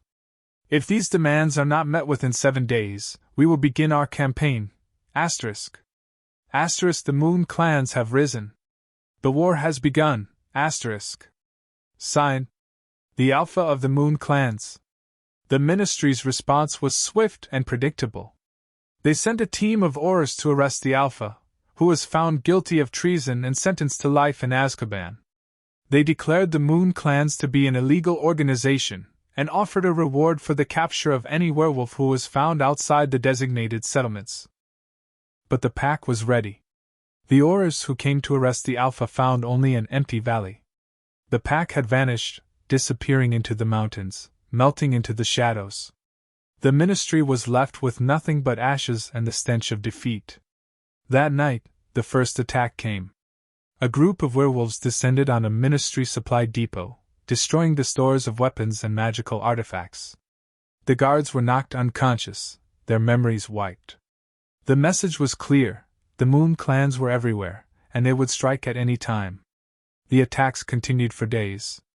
Werewolves hit Ministry safe houses, freeing captured magical creatures and destroying evidence of their persecution. They sabotaged magical transport networks, bringing the FLUS system to a standstill. They attacked the homes of known werewolf hunters, leaving them alive but humiliated. The Ministry was in chaos. They had never faced an enemy like this before, an enemy that moved like shadows, struck without warning, and vanished before they could respond. Their auras were spread thin, their resources depleted, their morale shattered. This is a disaster, the Minister of Magic announced to his advisors. We have to find a way to stop them. With respect, Minister, one of the advisors said. They're werewolves. They're monsters. They can't be reasoned with. Then how do we defeat them? The advisor was silent for a long moment. Then he said, We need to find their weakness. The pack's weakness was Harry. Fenrir had been banished, but he had not disappeared. He had been watching, waiting, planning his revenge. And now, he had found a way to get it. I know where the child is, he said to a group of ministry agents who had been tracking him. And I can help you capture him. The agents exchanged glances. Why would you betray your own pack? Because they betrayed me first, Fenrir said, his eyes burning with hatred. They chose a human child over one of their own. They banished me, stripped me of my name, my magic, my identity. And now I will make them pay. The agents agreed to his terms. In exchange for Harry's location, they would grant Fenrir immunity and a place in the ministry's employ. Fenrir smiled, his teeth sharp and cold. Then let's go hunting. The attack came at dawn. The ministry agents had found the valley, guided by Fenrir's knowledge. They had surrounded the settlement, their numbers far greater than the pack had expected. The werewolves fought bravely, but they were overwhelmed. Sirius was in the thick of it again, his wand blazing, his animagus form shifting. He fought side by side with Remus, their bond stronger than ever. But the ministry forces kept coming, their numbers seemingly endless. And then the Dementors came. They descended on the valley, their cold presence sapping the strength from the werewolves. The pack faltered, their courage fading, their hope dying. But Harry was there. He stood in the center of the valley, his silver eyes blazing, his small form glowing with power. He raised his arms to the sky, and the moon answered. Silver light erupted from his body, driving the Dementors back. The Aurors screamed, clutching their heads, their wands falling from their hands. The ministry forces scattered, defeated once again. But this time, there was a difference. Fenrir was there, lurking in the shadows, waiting for his moment. And when Harry was distracted, he struck. He grabbed the child, his claws digging into Harry's small shoulders, and dragged him toward the ministry agents. I have him, he shouted. I have the child. Sirius saw red. He transformed into his animagus form, his black dog body surging forward, his teeth bared.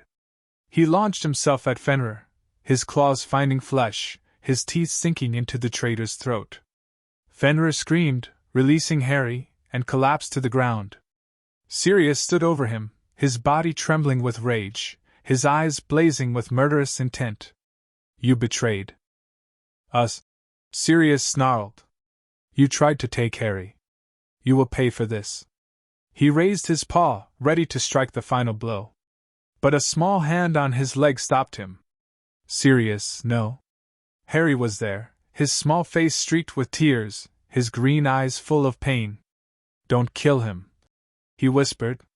Please. He's not worth it. Sirius looked at Harry, at the child who had been through so much, and his rage faded. He transformed back into his human form, his body shaking with emotion. He tried to take you, Sirius said. He tried to hurt you. He deserves to die. No, Harry said. He deserves to live with what he's done. That's a worse punishment than death. Sirius looked at Fenrir, who was writhing on the ground, his wounds gushing blood. He could see the fear in the traitor's eyes, the knowledge that his plan had failed. Get out of here, Sirius said coldly, and never come back. Fenrir scrambled to his feet and fled, his tail between his legs. The ministry agents followed, their mission failed once again.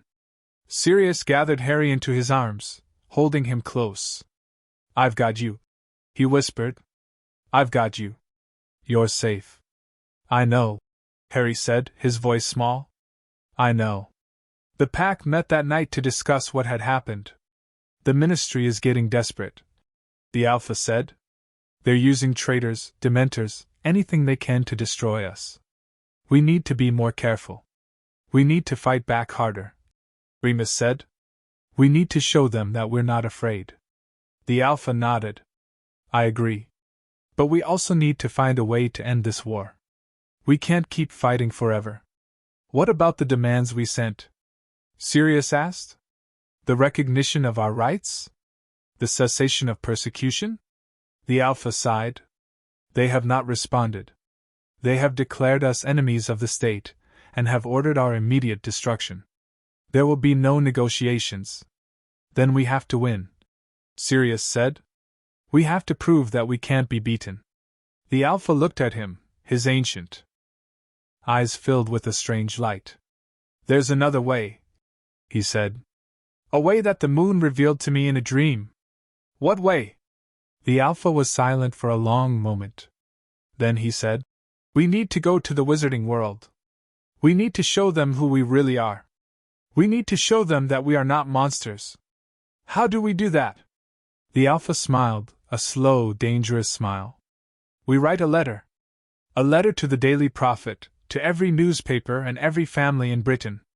We tell them the truth about Harry, about the pack, about what the ministry has done to us. We tell them that we're not the monsters.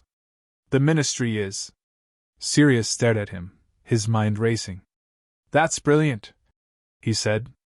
It's risky, but it's brilliant. It's our only hope, the Alpha said.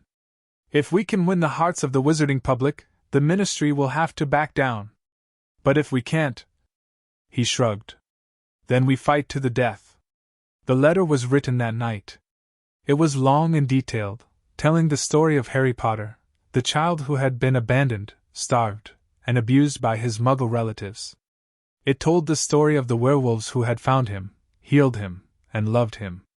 It told the truth about the ministry's persecution of magical creatures, its corruption, its failure to protect the innocent. And it ended with a simple message. We are not monsters. We are people.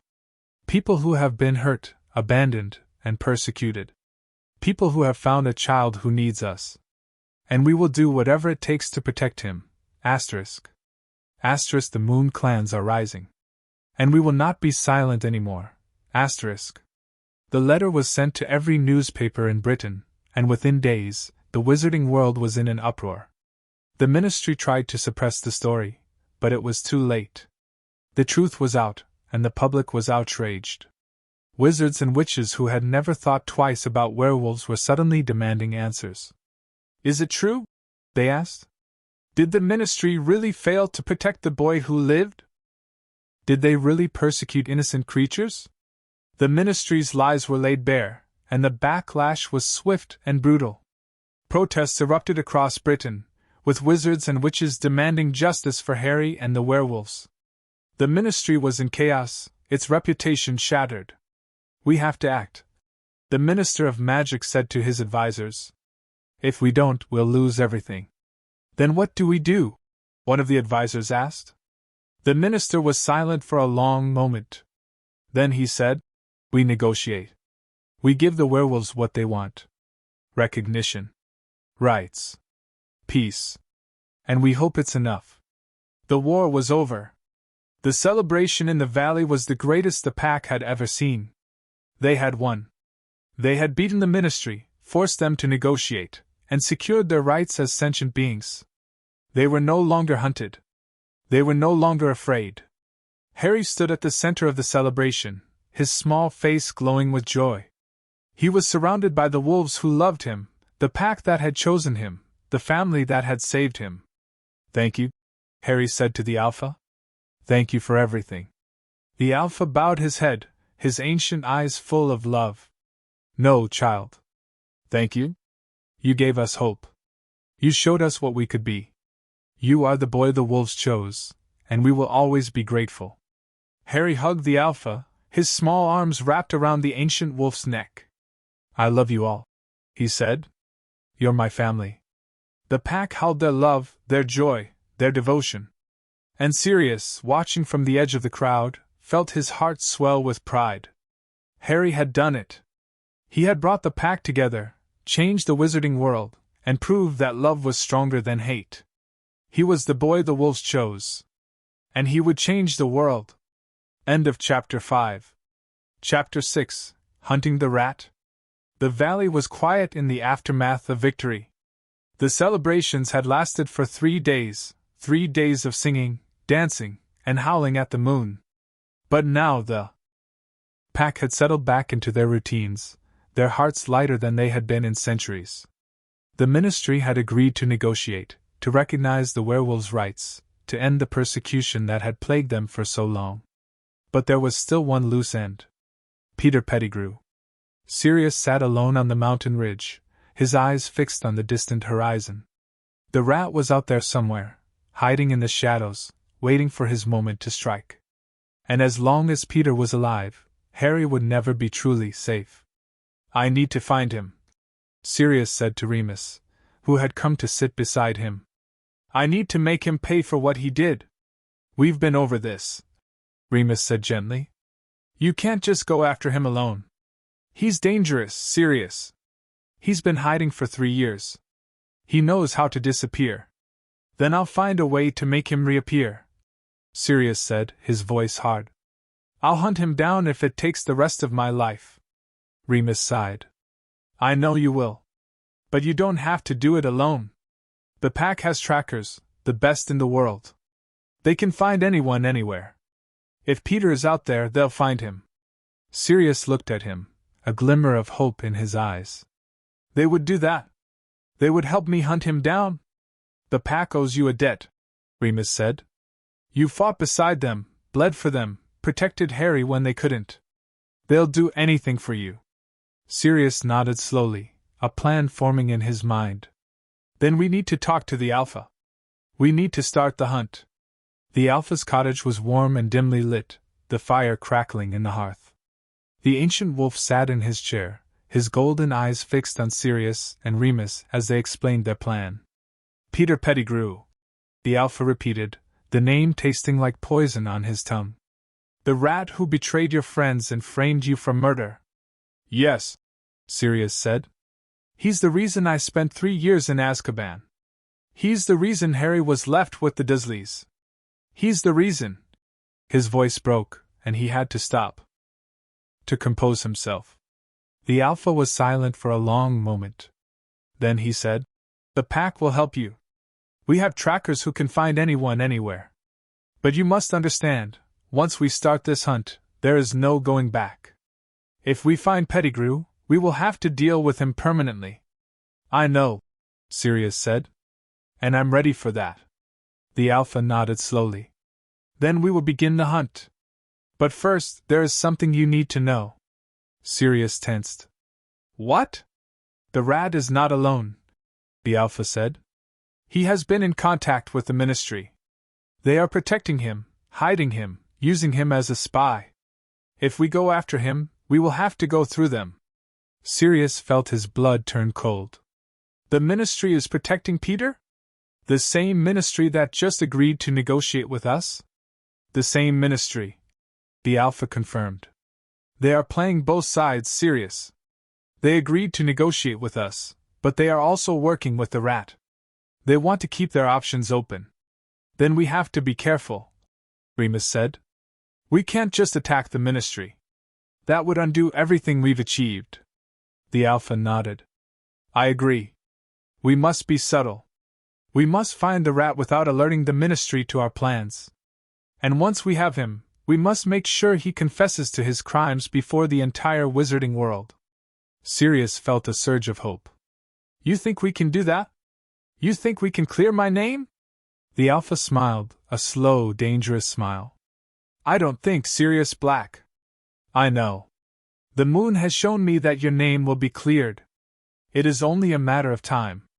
The hunt began the next morning. A team of trackers was assembled, werewolves with the keenest senses, the sharpest instincts, the most powerful magic. They were led by a wolf named Greyback, who was not related to the infamous Fenrir but who shared his name and his ferocity. "We will find the rat," Greyback said to Sirius. "It may take days, weeks, or months. But we will find him."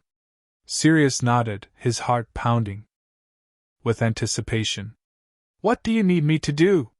"Stay close to the Alpha," Greyback said. and keep the child safe. The rat will try to use Harry as a bargaining chip. We cannot let that happen. I understand, Sirius said. Harry will be protected at all costs. The days that followed were tense and uncertain. The trackers ranged far and wide, following every lead, every rumor, every hint of Peter's presence. They returned with scraps of information, a sighting here, a rumor there, but nothing concrete. Peter was good at hiding, better than anyone had expected. But the pack was patient. They had been hunting for centuries. They knew how to wait. And then, one evening, the trackers returned with news. We found him, Greyback said, his eyes blazing with triumph. He's hiding in a small village in the south of England. He's using a Muggle disguise, but we recognized his scent. Sirius felt his heart race. Where is he? When can we go after him? Tonight, Greyback said. We will move under cover of darkness. The Alpha has given his permission. Sirius turned to Remus, his eyes bright with excitement. We're going to get him, Remus. We're going to make him pay. Remus nodded, but there was a shadow of doubt in his eyes. We need to be careful, Sirius. The Ministry knows we're hunting him. They might have set a trap. Then we'll spring it, Sirius said. And we'll come out on top. The village was small and sleepy, the kind of place where nothing ever happened. It was the perfect hiding spot for a rat like Peter, invisible, forgettable, utterly unremarkable. The pack moved through the darkness like ghosts, their footsteps silent, their senses sharp. Sirius was in the lead, his wand drawn, his heart pounding with anticipation. He had waited 3 years for this moment. He would not let it slip away. The cottage was at the edge of the village, surrounded by an overgrown garden. The windows were dark, but Sirius could see a faint glow of light coming from the back room. He's in there, Greyback whispered. I can smell him. Sirius nodded, his jaw tight. Then let's go. He moved forward, his wand raised, his body tense. The door was unlocked, a sign of carelessness, or perhaps a trap. Sirius pushed it open and stepped inside. The cottage was small and cluttered, filled with the detritus of a man who had been on the run for 3 years. Newspapers, old clothes, empty food containers. It smelled of fear and desperation. And there, in the corner, was Peter Pettigrew. He was crouched on the floor, his eyes wide with terror, his body trembling. He was in human form, but Sirius could see the rat lurking beneath the surface, ready to flee at the first sign of danger. Hello, Peter, Sirius said, his voice cold and hard. It's been a long time. Peter's face went white. Sirius! I didn't expect to see you here. I bet you didn't, Sirius said. I bet you thought you could hide forever. But you were wrong. Please, Sirius, don't hurt me, Peter begged, his voice high and whiny. I didn't mean to betray them. I was scared. You don't understand what it was like. Voldemort was everywhere, and I...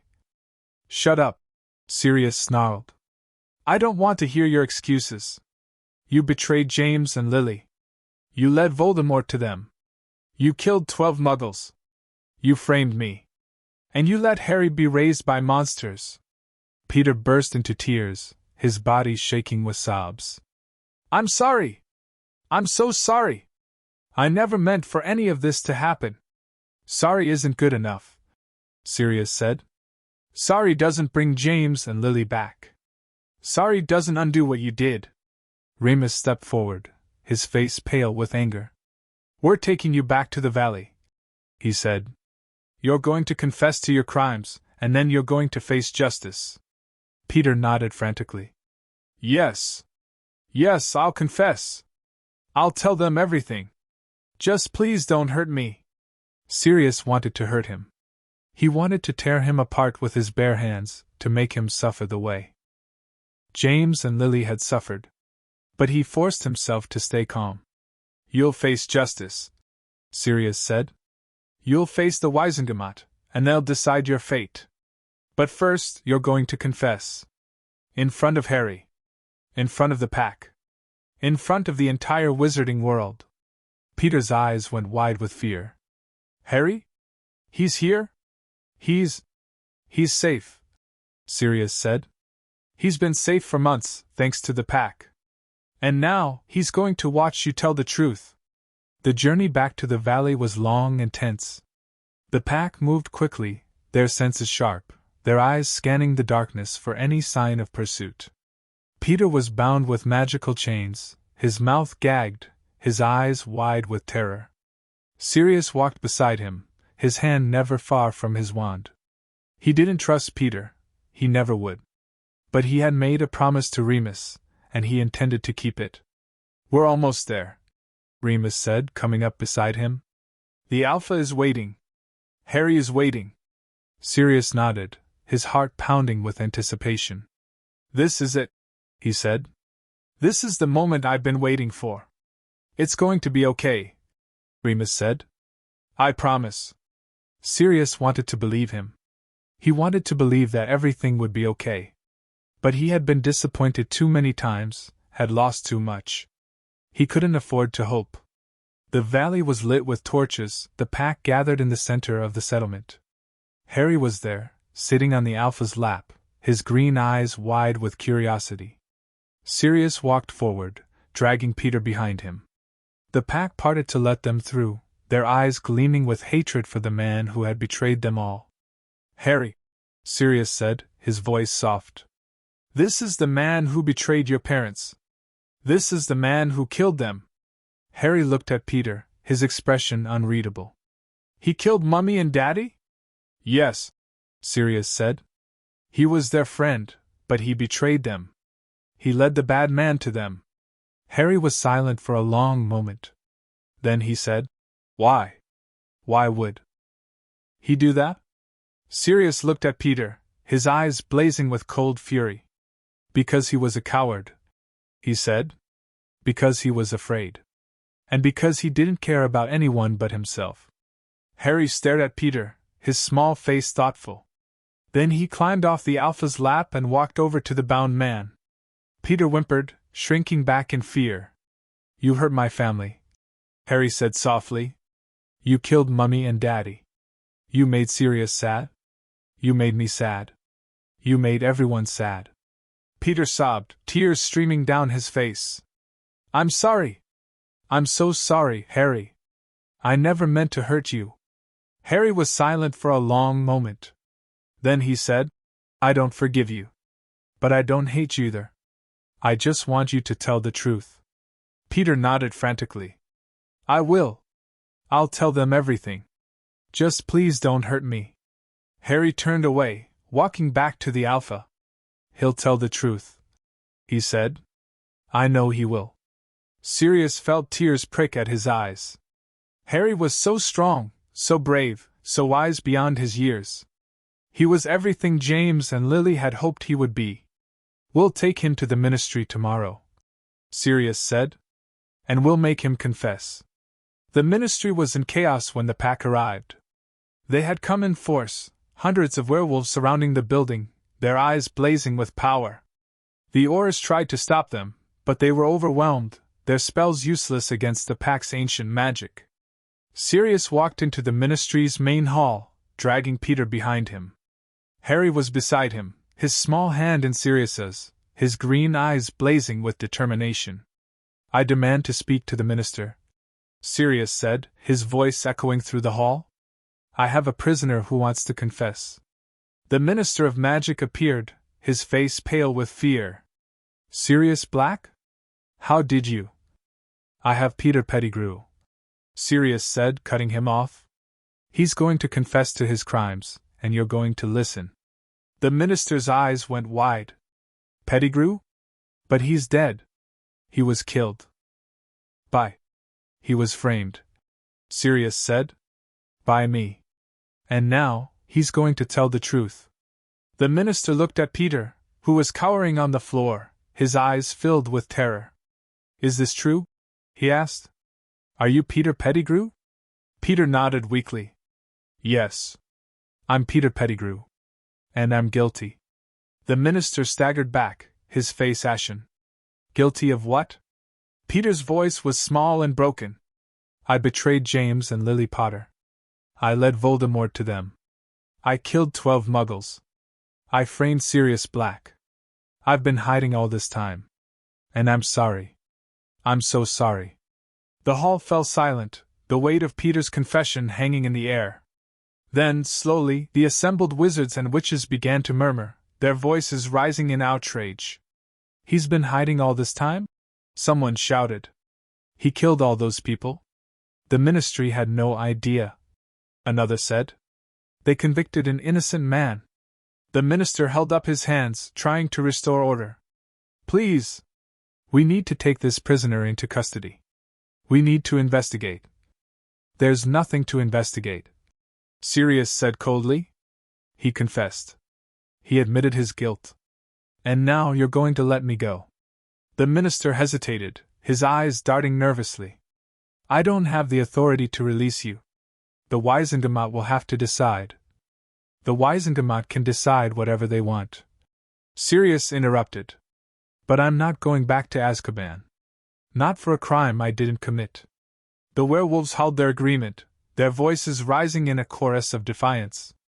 The ministry agents fell back, their wands shaking in their hands. Let him go. Someone shouted. He's innocent. The chant grew louder, more insistent. Let him go. Let him go.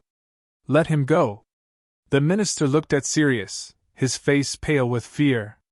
Fine, he said finally. You're free to go. But we'll be watching you.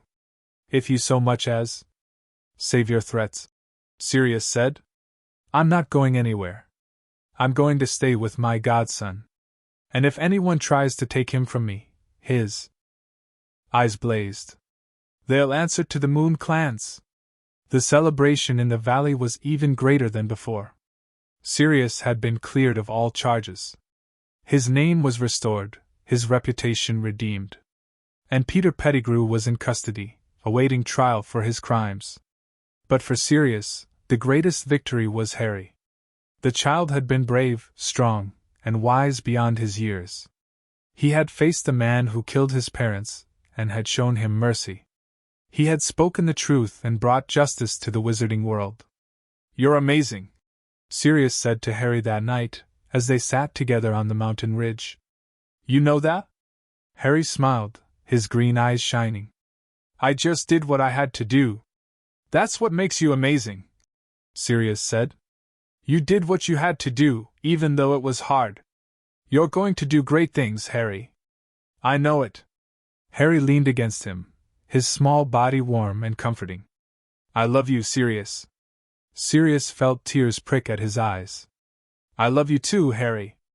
More than anything. They sat together in silence, watching the moon rise over the mountains. The pack howled below, their voices raised in celebration. And Sirius knew, with a certainty that went beyond reason, that everything was going to be okay. The war was over. The rat was caught. And Harry was safe. It was a new beginning. End of Chapter 6. Chapter 7, The Ministry Cover-Up. The morning after Peter Pettigrew's confession should have been a day of triumph. Sirius woke with the sun streaming through the window of his cottage, Harry curled up beside him in the small bed they shared. The child was still asleep, his dark hair mussed, his small face peaceful. For a long moment Sirius just watched him, marveling at the miracle of his survival. But the peace was short-lived. A howl echoed across the valley, the alarm howl, sharp and urgent. Sirius was on his feet in an instant, his wand in his hand, his heart pounding with dread. Stay here, he told Harry, who had woken with a start. Don't move. I'll be right back. He ran out of the cottage and down the main street of the village. The werewolves were gathering at the gate, their faces grim, their eyes blazing with fury. Remus was there, his expression dark with barely contained rage. What happened? Sirius demanded. Remus held out a copy of the Daily Prophet, his hand trembling. Read it. Page 1. Sirius took the paper and read the headline. His blood turned to ice. Pettigrew escapes ministry custody, confession declared invalid. The article went on to explain that Peter had vanished from his cell in the ministry's holding cells, leaving behind nothing but a pile of rat droppings and a note claiming that his confession had been coerced. The ministry had declared the confession invalid, and Sirius was once again a wanted fugitive. "They're covering it up," Sirius said, his voice flat with disbelief. "They're letting him go. They're protecting themselves," Remus said bitterly. "If the truth came out, that they convicted an innocent man and let the real criminal go free, their entire reputation would be destroyed. So they're burying the truth." Sirius felt a cold rage building in his chest. "We have to do something. We have to make them listen." "How?" Remus asked. "We already tried that. We brought Peter to them. We made him confess in front of the entire ministry. And they still found a way to make it go away." "The pack will fight," Sirius said. "We'll go back to the ministry, we'll demand justice, we'll start a war," Remus interrupted. "A war we can't win. The ministry has thousands of aurors, hit wizards, and magical creatures at their disposal. The pack is strong, but we can't fight them all. So we just give up," Sirius demanded. "We just let Peter go free." "No," Remus said. "We find another way. We expose the truth, make it impossible for them to hide it. We go to the press, to the public, to anyone who will listen. We make them listen." Sirius stared at him, his mind racing. "You think that will work?" "I don't know," Remus admitted. "But it's better than giving up." The Alpha called a council that afternoon.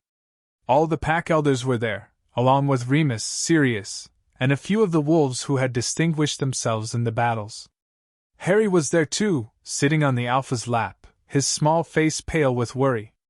"The ministry has betrayed us," the Alpha said, his voice heavy with anger. "They have released the rat, and declared his confession invalid. They are trying to destroy us." A murmur ran through the council, the wolves howling their outrage. The Alpha raised a hand, and the room fell silent. "We cannot let this stand," he said. "If we do, the ministry will continue to persecute us. They will continue to hunt us, kill us, and destroy everything we have built." "So what do we do?" Remus asked. "We can't fight them directly. We don't have the numbers. We use our wits," the Alpha said. "We expose their lies. We show the wizarding world the truth." "How?" Sirius asked. "The Daily Prophet is controlled by the ministry. They won't print anything that makes them look bad." The Alpha smiled, a cold, dangerous smile. "We don't need the Daily Prophet. We have other ways to spread the truth." The pack's plan was bold and audacious. They would send messages to every magical family in Britain, revealing the truth about Peter Pettigrew and the ministry's cover-up. They would use owls, Patronus messages, and even Muggle methods like the Postal Service. They would make sure that no one could ignore the truth. But they also needed proof. Sirius had a plan for that too. "The ministry has a record of Peter's confession," he said. "They must have recorded it, documented it, stored it somewhere. If we can get our hands on that record, we can expose them for what they are." "How do we get it?" Remus asked. Sirius's eyes glittered. "I break into the ministry and steal it." The plan was insane, but the pack agreed to help. Greyback and his trackers would create a diversion, a series of attacks on ministry supply depots that would draw the Aurors away from the building. Meanwhile, Sirius would infiltrate the ministry and find the records of Peter's confession. "Are you sure about this?" Remus asked, as they prepared for the mission. "If you get caught." "I won't get caught," Sirius said. "I've been hiding from the ministry for months. I know how to stay invisible. And if something goes wrong?" Sirius was silent for a long moment. Then he said, "If something goes wrong, take care of Harry. Promise me." Remus nodded, his face pale. "I promise." The night of the mission, Sirius transformed into his animagus form and slipped through the shadows toward the ministry building. The diversion was working perfectly. Aurors were streaming out of the building, responding to the attacks that Greyback and his trackers had staged. The ministry was practically empty, its defenses lowered. Sirius slipped through the entrance and made his way to the Department of Magical Law Enforcement. The corridors were silent, the torches flickering in their brackets. He could feel the weight of the building around him, the centuries of secrets and lies that it held. He found the records room and began to search. It took him hours, but eventually, he found what he was looking for, a sealed file containing the transcript of Peter's confession, along with a copy of the recording that had been made during the questioning. He tucked the file into his jacket and made his way back out of the building. The diversion was still going, the Aurus still occupied.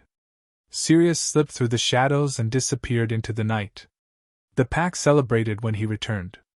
They had the proof they needed, the undeniable evidence of Peter's confession and the Ministry's cover-up. They sent copies of the records to every magical family in Britain, along with a letter explaining what had happened. The response was immediate and overwhelming. Witches and wizards across Britain were outraged by the Ministry's actions. They demanded answers, demanded justice, demanded that the truth be told. The Daily Prophet, unable to ignore the public outcry, finally printed the story. Ministry cover-up exposed, Pettigrew confession revealed. The article detailed the events of Peter's confession, the Ministry's subsequent cover-up, and the release of the traitor back into the world. It also revealed the truth about Sirius Black, that he was innocent, that he had been framed, and that he had spent 3 years in Azkaban for a crime he didn't commit. The public reaction was immediate and fierce. The Ministry was besieged with demands for answers, for justice, for the immediate arrest of Peter Pettigrew. The Minister of Magic was forced to hold a press conference, where he attempted to explain the Ministry's actions. The confession was obtained under duress, the minister claimed. It was invalid from the start. We had no choice but to release the prisoner. But no one believed him. The public had seen the records, heard the evidence, and made up their minds. The Ministry had betrayed them, covered up the truth, and allowed a murderer to go free. The Wiesengemot was forced to act. They convened a special session to investigate the Ministry's actions and determine the truth of Peter Pettigrew's confession. Sirius was called to testify, along with Remus and several of the pack elders. I was innocent, Sirius told the Wiesengemot. I was framed by Peter Pettigrew, who killed 12 Muggles and betrayed James and Lily Potter to Voldemort. I have proof, the confession he made in front of witnesses, the records of his guilt. The Wiesengemot reviewed the evidence, questioned the witnesses, and deliberated for 3 days. And when they finally announced their decision, it was a victory for justice. Sirius Black is innocent of all charges, the chief warlock declared. He is free to go, his name cleared, his reputation restored. Peter Pettigrew is declared a fugitive, wanted for the murders of 12 Muggles and the betrayal of James and Lily Potter. The courtroom erupted into cheers. Sirius fell to his knees, tears streaming down his face. It was over. After 3 years, it was finally over. The celebration in the valley was the greatest the pack had ever seen. Sirius was the hero of the hour, the man who had fought for justice and won. The pack hailed him as one of their own, a brother in arms, a defender of the Moon clans. But for Sirius, the greatest moment was when Harry ran to him, his small arms wrapped around his legs, his green eyes shining with love. You're free, Harry said. You're really free. Sirius knelt down and hugged him tightly. Yes, Harry. I'm free. And it's all because of you. No, Harry said. It's because of you. You never gave up. You never stopped fighting. You're the bravest person I know. Sirius felt tears prick at his eyes. I love you, Harry. More than anything. I love you too, Sirius, Harry said. I'll always love you. They held each other, the pack howling around them, the moon shining down on them. It was a perfect moment, a moment of triumph, of justice, of love. And Sirius knew, with a certainty that went beyond reason, that everything was going to be okay. But the victory was bittersweet. Peter Pettigrew was still out there, hiding in the shadows, waiting for his moment to strike. The Ministry was still corrupt, still willing to sacrifice innocence to protect their reputation. And the pack was still hunted, still feared, still persecuted. "We have won a battle," the Alpha said at the council that night. "But the war is far from over. The ministry will not give up. They will find new ways to persecute us, new ways to hurt us. We must be ready." "We will be ready," Sirius said. "We'll keep fighting, keep protecting each other, keep building our community. And one day we'll win." The Alpha nodded slowly. "I believe you. The moon has shown me that this child," he looked at Harry, "will lead us to victory. He is the boy the wolves chose. And he will change the world." Harry smiled, his green eyes shining with determination. "I'll do my best." The pack howled their agreement, their voices raised in a chorus of hope and defiance. And in that moment Sirius knew that everything was going to be okay. They had faced the ministry, exposed the truth, and won. And now they would continue to fight for a better world, a world where werewolves were respected, where children were safe, and where love was stronger than hate. The war was far from over. But they were ready for it. End of Chapter 7. Chapter 8, The Child of Two Worlds. The years that followed were the happiest of Sirius's life. He had never expected to find joy again, not after Azkaban, not after losing James and Lily. But the pack had given him a second chance, a new family, a reason to keep living. And at the center of it all was Harry. Harry grew like a weed, tall and strong, his dark hair always messy, his green eyes always bright. He was curious about everything, constantly asking questions, constantly exploring. The pack loved him, spoiled him, protected him with a ferocity that bordered on worship. And Harry loved them back. He learned their ways, their language, their magic. He could shift between human and wolf forms with ease, his silver fur gleaming in the moonlight. He could communicate with the pack without words, his thoughts flowing through the golden thread that connected them all. But Harry was also human. He had been raised by the pack, loved by the pack, but he was not a werewolf. He was something else, something the moon had chosen, something that bridged the gap between two worlds. The child of two worlds, the Alpha called him. The bridge between humans and wolves. Harry didn't understand what that meant. Not at first. But as he grew older, he began to realize that he was different from the other wolves. He could walk in the sun without pain. He could transform without the moon. He could feel the pack's emotions, share their thoughts. But he was still himself, still Harry, still the boy who had been abandoned and saved. "I don't belong anywhere," Harry said one night, sitting on the mountain ridge with Sirius. "I'm not human. I'm not wolf. I'm just me." Sirius wrapped an arm around him, pulling him close. "That's exactly what makes you special, Harry. You belong to both worlds. You're the bridge between them." "But what if I don't want to be a bridge?" Harry asked, his voice small. "What if I just want to be normal?" Sirius was silent for a long moment. Then he said, "I understand that feeling. I spent most of my life wanting to be normal too. But normal is overrated, Harry. The people who change the world are never normal. They're the ones who are different, who see things differently, who love differently. And that's exactly who you are." Harry looked up at him, his green eyes shining with tears. "Do you think Mummy and Daddy would be proud of me?" Sirius felt his heart clench. "I know they would be proud of you," he said. "They loved you more than anything, Harry. And they would be so proud of the person you're becoming." Harry hugged him tightly, his small body shaking with sobs. Sirius held him, rocking him gently, whispering words of comfort. "You're going to do great things, Harry," Sirius said. "I know it. You're going to change the world." The pack taught Harry everything they knew. They taught him to track, to hunt, to survive in the wilderness. They taught him to fight, to use his magic, to defend himself and others. They taught him the ancient rituals of the Moon clans, the songs and dances that had been passed down for centuries. But they also taught him something else, something more important than any of those things. They taught him to love. Harry had been starved of love as a child, beaten and broken by the Dursleys. But the pack had healed him, shown him what it meant to be loved unconditionally. They had given him a family, a home, a reason to believe in himself. And Harry, in turn, gave them hope. He was the future of the Moon clans, the child who would lead them to a better world. He was the proof that love was stronger than hate, that hope was stronger than fear, that family was stronger than blood. The pack worshipped him, not as a god, but as a brother, a son, a friend. They would die for him. They would kill for him. They would do anything to keep him safe. And Harry loved them back with all his heart. But there was still danger. The Ministry had not given up.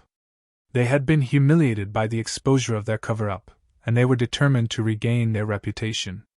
They had sent more spies, more agents, more killers. They had offered rewards for Harry's capture, promises of immunity for anyone who betrayed the pack. And Peter Pettigrew was still out there. Sirius had not forgotten about the rat. He knew that Peter was hiding somewhere, biding his time, waiting for his chance to strike. He had become obsessed with finding him, his nights filled with dreams of revenge. "We need to find him," Sirius said to Remus one evening, as they watched Harry play with the pack. "He's still out there, and he's still a threat."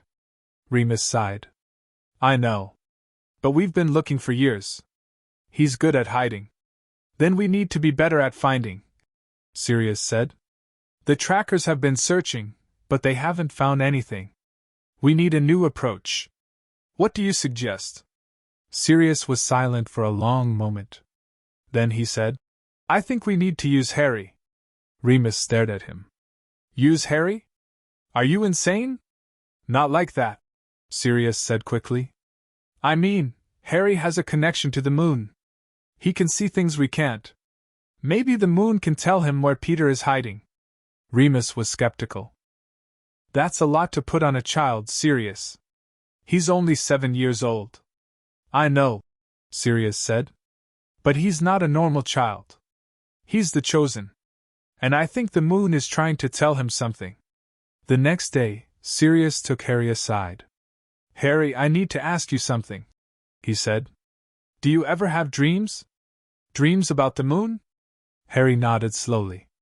"Sometimes. She talks to me in my dreams." "What does she say?" Harry was silent for a long moment. Then he said, "She tells me about the future. About what's going to happen. She shows me things." "Does she ever show you Peter Pettigrew?" Sirius asked, his heart pounding with anticipation. Harry's expression shifted, becoming distant and dreamlike. "Sometimes," he said softly.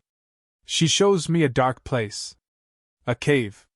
He's hiding there, waiting. He's scared. He knows we're looking for him." Sirius felt a surge of excitement. "Can you show me? Can you take me to that cave?" Harry looked at him, his green eyes filled with uncertainty. "I don't know. The Moon doesn't always show me everything. Sometimes she just shows me glimpses." "That's okay," Sirius said. "Any information you can give me will help." The pack began to search for the cave Harry had described. They ranged far and wide, following every lead, every hint, every scrap of information. It took months, but eventually, they found it, a dark cave hidden deep in the mountains, protected by powerful wards. Sirius led the team that infiltrated the cave. They moved through the darkness, their senses sharp, their weapons ready. Peter was there, just as Harry had predicted, cowering in the shadows. He was older now, thinner, more desperate. His eyes were wild, his body trembling with fear. "Hello, Peter," Sirius said, his voice cold and hard. "It's been a long time." Peter screamed and tried to run, but the werewolves were faster. They grabbed him, bound him, dragged him back to the valley. This time, there would be no escape. Peter's trial was a public spectacle. The Wizengamot was convened, the press was invited, and the entire wizarding world watched as the traitor was brought to justice. Sirius testified, along with Remus and several of the pack elders. Harry was there too, sitting on Sirius's lap, his green eyes fixed on Peter. "You have been found guilty of treason, murder, and conspiracy," the chief warlock declared. "You are sentenced to life in Azkaban, where you will spend the rest of your days. Peter screamed, begged, pleaded for mercy. But no one listened. The traitor was dragged away, his fate sealed. Sirius watched him go, his heart filled with a cold satisfaction. It was over. Finally, it was over. But the victory was bittersweet. The ministry had been forced to act, forced to convict Peter, forced to clear Sirius's name. But they had not changed. They still hated the werewolves, still feared them, still wanted to destroy them. We won a battle, Remus said. But the war is far from over. Sirius nodded, his jaw tight. I know. But at least we have justice. At least Harry is safe. For now, Remus said. But the ministry will keep trying. They'll find new ways to hurt us, new ways to persecute us. We have to be ready. We will be, Sirius said. We'll keep fighting, keep protecting each other, keep building our community. And one day we'll win. Harry was 7 years old when the Hogwarts letter arrived. It came on a bright summer morning, delivered by an owl that landed on the windowsill of Sirius's cottage. The letter was addressed to Harry Potter, written in elegant green ink on parchment that smelled faintly of magic. What is it? Harry asked, his eyes wide with curiosity. Sirius took the letter, his heart pounding with a mixture of excitement and fear. It's a letter from Hogwarts, he said. The magical school your parents attended. Harry's face lit up with joy. I'm going to Hogwarts. Not yet, Sirius said. You're only 7. The letter is just letting you know that you've been accepted for when you turn 11. But it also means the school is interested in you, interested in your magic. Harry frowned. Why would they be interested in me? I'm just a werewolf. You're not just a werewolf, Sirius said. You're Harry Potter. The boy who lived. The chosen of the moon. You're special, Harry. And Hogwarts wants to teach you. Harry was silent for a long moment. Then he said, Do I have to go? I don't want to leave the pack. Sirius knelt down, taking Harry's hands in his. You don't have to go if you don't want to, he said. But I think you should. You have a chance to learn magic, to make friends, to discover who you are. And you'll always have the pack. We'll always be here for you. Harry looked at him, his green eyes filled with uncertainty. Will you come with me? Sirius smiled. I can't come with you, Harry. But I'll be waiting for you. And Remus will be there too. He's going to be teaching defense against the dark arts. Harry's face lit up again. Uncle Moony? He's going to be a teacher? Yes, Sirius said. And he'll look out for you. You won't be alone. Harry hugged him tightly, his small body trembling with emotion. I love you, Sirius. I love you too, Harry, Sirius said, holding him close. More than anything. The pack celebrated Harry's acceptance to Hogwarts. They built a great bonfire, sang songs of joy, and danced until the sun rose. Harry was the guest of honor, the child who had brought them together, the hope of the Moon clans. You're going to do great things, Harry, the Alpha said, placing a hand on his head. The Moon has chosen you for a reason. And we will always be proud of you. Harry smiled, his green eyes shining with tears. Thank you? For everything. The Alpha nodded, his ancient eyes filled with love. Go, child. Learn, grow, become who you are meant to be. And remember, you will always have a home here. You will always have a pack. The night before Harry was to leave for Hogwarts, Sirius sat with him on the mountain ridge. I'm scared, Harry admitted, his voice small. What if I don't fit in? What if they don't like me? Sirius wrapped an arm around him. They'll love you, Harry. You're impossible not to love. Harry laughed, a small, nervous sound. What if I'm not good enough? What if I fail? You won't fail, Sirius said. You're the strongest person I know. You've survived things that would have broken anyone else.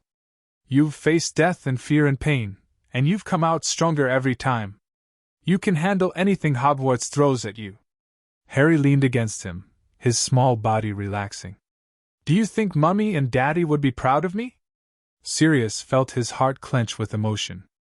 I know they would be proud of you, Harry. They loved you more than anything. And they would be so happy to see the person you've become. Harry was silent for a long moment. Then he said, I miss them. I never really knew them, but I miss them. I miss them too, Sirius said. Every day. But they're still with us, Harry. They're in our hearts, in our memories, in everything we do. They'll always be a part of us. Harry nodded slowly, his green eyes shining with tears. Thank you, Sirius. For everything. For saving me, for loving me, for being my family. Sirius hugged him tightly, his own tears streaming down his face. You're welcome, Harry. I love you. More than anything. The morning of Harry's departure, the entire pack gathered to see him off. They stood at the edge of the valley, their eyes filled with love and pride. Harry was dressed in new robes, his wand in his hand, his trunk packed with everything he needed.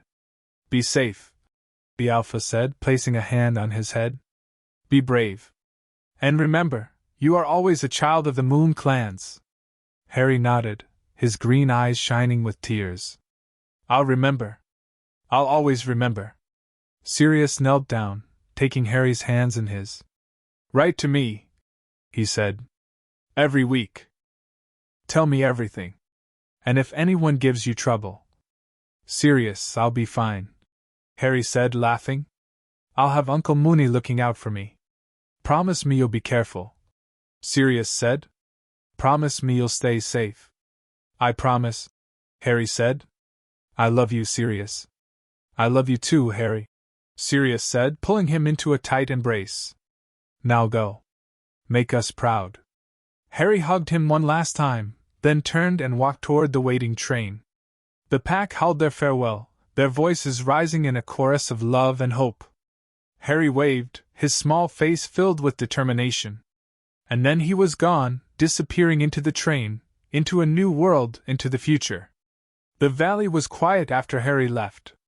Sirius sat on the mountain ridge, staring at the horizon, his heart heavy with loneliness. The pack had returned to their routines, but there was a gap now, an emptiness that Harry had filled. He'll be back, Remus said, coming to sit beside him. He's only gone for a few months. And then he'll be home. I know, Sirius said. But I miss him already. He's been my whole world for years. He'll always be your whole world, Remus said. Just like you'll always be his. That's what family is. Sirius nodded slowly, a small smile on his face. You're right. He'll always be my family. And I'll always be his.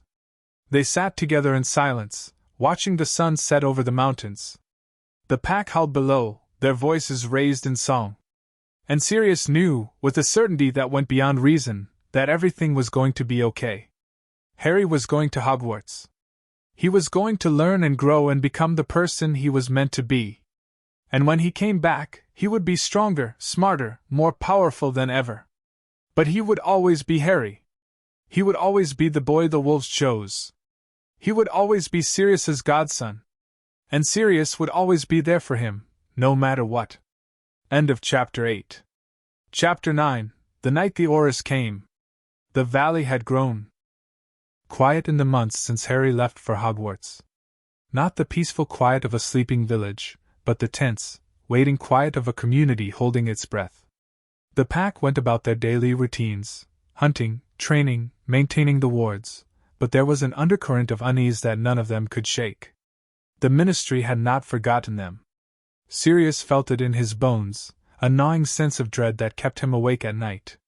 The Ministry had been humiliated by the exposure of their cover-up, and they would not rest until they had regained their reputation. They would find a way to strike back, to destroy the pack, to take Harry.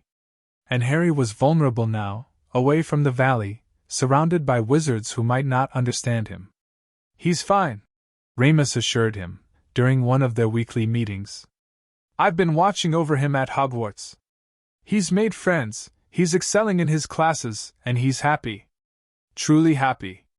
Sirius nodded, but the dread remained. I know. But I can't shake this feeling that something bad is going to happen. Remus was silent for a long moment. Then he said, "The Alpha has been having visions. He sees darkness coming, a storm that will test us all." "What kind of storm?" Remus shook his head. "He doesn't know. The moon shows him glimpses, but not the whole picture. All he knows is that we need to be ready." Sirius felt a chill run down his spine. "Then we will be ready. We'll fight, we'll protect each other, and we'll survive. We always do." The attack came on the night of the new moon. It was the perfect night for an attack. The werewolves would be at their weakest, their power diminished without the light of the moon. The Ministry had sent their best, their deadliest, their most ruthless. They had brought Orus, hid wizards, and an army of magical creatures trained to hunt and kill werewolves. But the pack was ready. The Alpha had seen the attack coming. He had warned the pack, prepared them, trained them for this moment.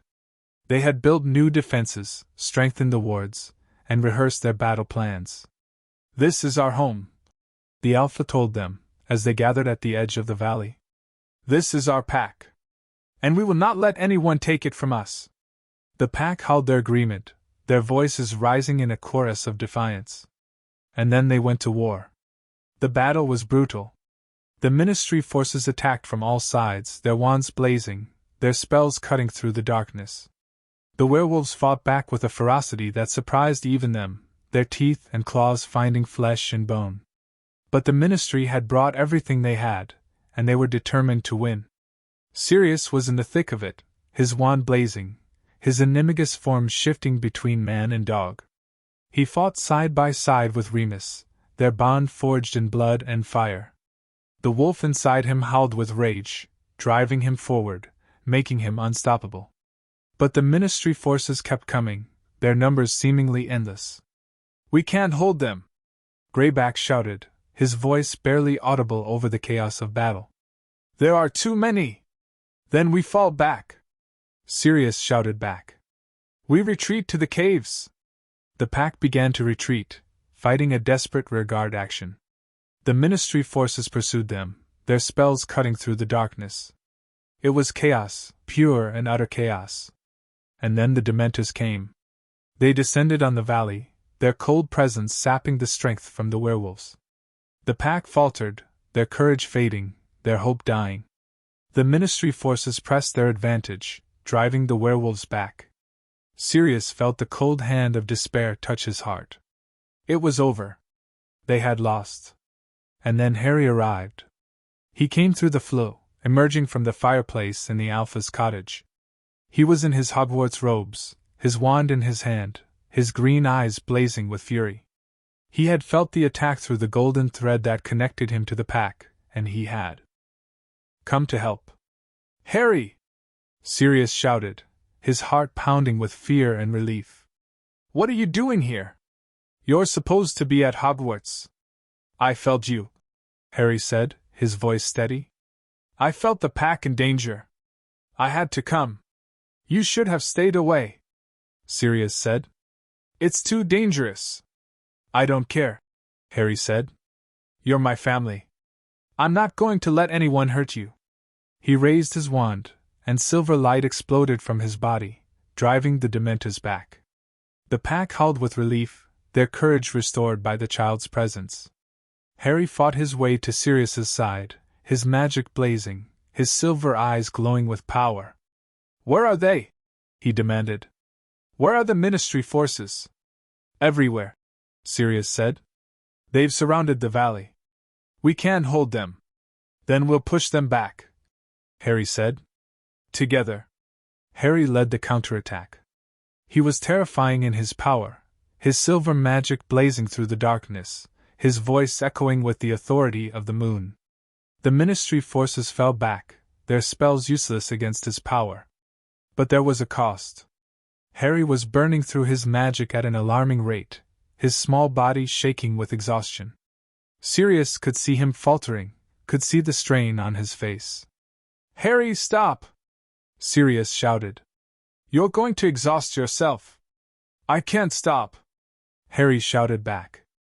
"I have to protect everyone. Not at the cost of your own life." But Harry didn't listen. He kept fighting, kept pushing, kept driving the Ministry forces back. His magic blazed like a star, illuminating the valley, giving the pack hope. And then, finally, it was over. The Ministry forces fled, their tails between their legs. Their mission failed. The werewolves howled their triumph, their voices raised in celebration. But Harry collapsed, his magic spent, his body limp.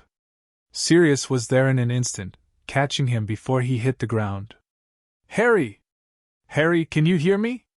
Harry's eyes fluttered open, his green eyes dim with exhaustion. "Did we win?" he whispered. "Yes," Sirius said, his voice breaking. "We won. You saved us. You saved everyone." Harry smiled weakly, his eyes closing. "Good. That's good." And then he was unconscious, his body limp in Sirius's arms. The healers worked through the night to save Harry. They poured potions down his throat, chanted ancient healing spells, and placed cooling stones on his forehead. Slowly, agonizingly, his color returned, his breathing steadied, his heart began to beat stronger. "He's going to be okay," the Alpha said, his voice filled with relief. "He just needs rest. A lot of rest." Sirius sat by Harry's bedside, holding his hand, refusing to leave. He had come so close to losing him again, so close to losing everything. "I'm sorry," he whispered, tears streaming down his face. "I'm so sorry, Harry. I should have protected you. I should have kept you safe." Harry's eyes fluttered open, his green eyes focusing on Sirius's face. "It's okay," he whispered. "I'm okay. You protected me. You always protect me." Sirius hugged him tightly, his body shaking with sobs. "I love you, Harry. I love you so much." "I love you too, Sirius," Harry said. "I'll always love you." The pack gathered to assess the damage. The valley was in ruins, the cottages destroyed, the wards broken. Many wolves had been injured, and a few had been killed. The Ministry had dealt a terrible blow. "We can't stay here," the Alpha said, his voice heavy with grief. "The Ministry knows where we are. They'll keep coming, keep attacking, until we're all dead." "Then where do we go?" Remus asked.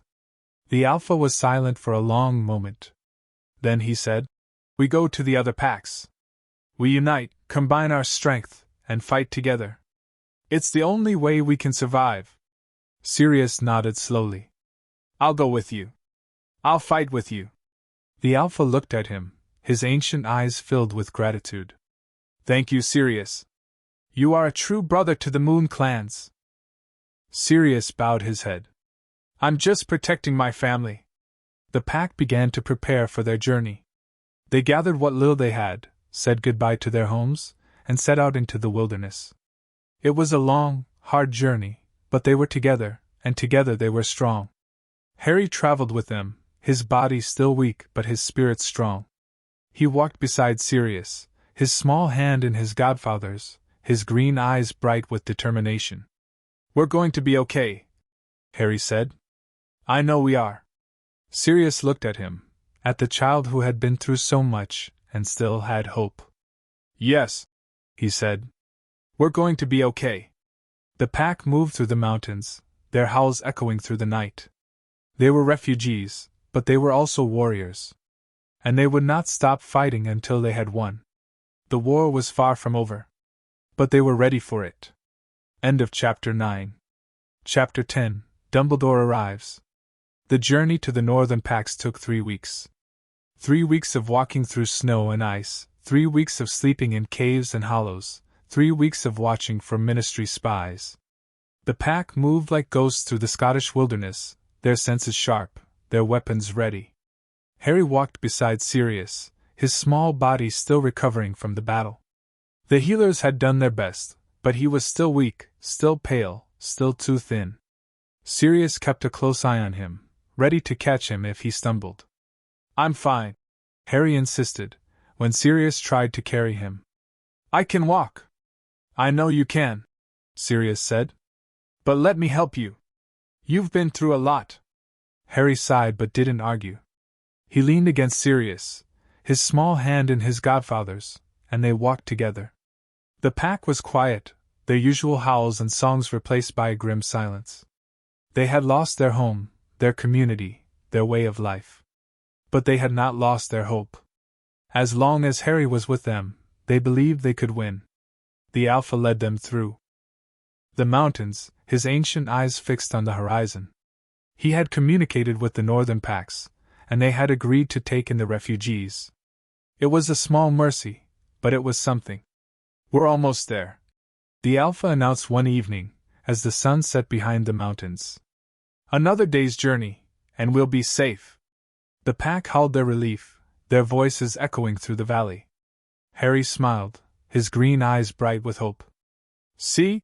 he said to Sirius. "I told you we'd be okay."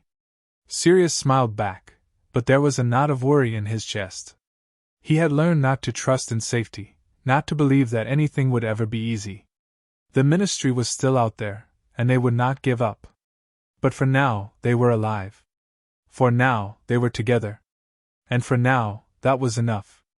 The northern packs welcomed them with open arms. They had heard about the attack, about Harry's bravery, about the pack's fight against the ministry. They were awed by the child who had driven back the Dementors, who had led the counterattack, who had saved his pack. The boy the wolves chose, they called him. The moon's gift. Harry was uncomfortable with the attention, his cheeks flushing with embarrassment. "I just did what I had to do," he said. "Anyone would have done the same." But the northern packs didn't believe him. They saw him as a hero, a savior, a symbol of hope. They treated him with reverence, bowing their heads when he passed, offering him the best food and the warmest furs. "I don't like it," Harry confided to Sirius. "They treat me like I'm special. But I'm just Harry." "You are special," Sirius said. "You saved us, Harry. You saved the pack. You're the reason we're still alive." "But I didn't do it alone," Harry said. "Everyone fought. Everyone risked their lives. Why am I the only one they praise?" Sirius knelt down, taking Harry's hands in his. "Because you're different, Harry. You have a power that no one else has. You're the chosen of the moon. And that makes you special, whether you like it or not." Harry was silent for a long moment. Then he said, "I don't want to be special. I just want to be normal." Sirius hugged him tightly. "I know, Harry. But you're not normal. And that's okay. You're going to do great things. You're going to change the world." Harry hugged him back, his small body trembling. "I just want to be happy." Sirius smiled, tears pricking at his eyes. "You will be, Harry. I promise. You will be." A week after they arrived at the northern settlement, a stranger appeared at the gates. He was an old man, tall and thin, with silver hair and a long beard. He wore blue robes covered in stars and moons, and his eyes twinkled with ancient wisdom. Albus Dumbledore had come. The pack guards stopped him at the gate, their eyes wary, their weapons raised. "Who are you?" one of them demanded. "What do you want?" "I am Albus Dumbledore," the old man said, his voice calm and gentle. "I have come to speak with the Alpha and the child Harry Potter." The guards exchanged glances. They had heard of Dumbledore, of his power and his wisdom. But they had also heard of his failures, his failure to protect Harry, his failure to stop the Ministry's persecution of werewolves. "Wait here," one of the guards said. "I will inform the Alpha." Dumbledore nodded, his eyes twinkling. "Of course. I will wait as long as necessary." The Alpha received Dumbledore in his cottage. The old wizard sat across from the ancient wolf, his expression calm and unreadable. The Alpha's eyes blazed with cold fury, his anger barely contained. "You have a lot of nerve," the Alpha said, his voice low and dangerous. "Coming here, after everything you've done." Dumbledore inclined his head. "I understand your anger, Alpha. I have failed you, failed the pack, failed Harry.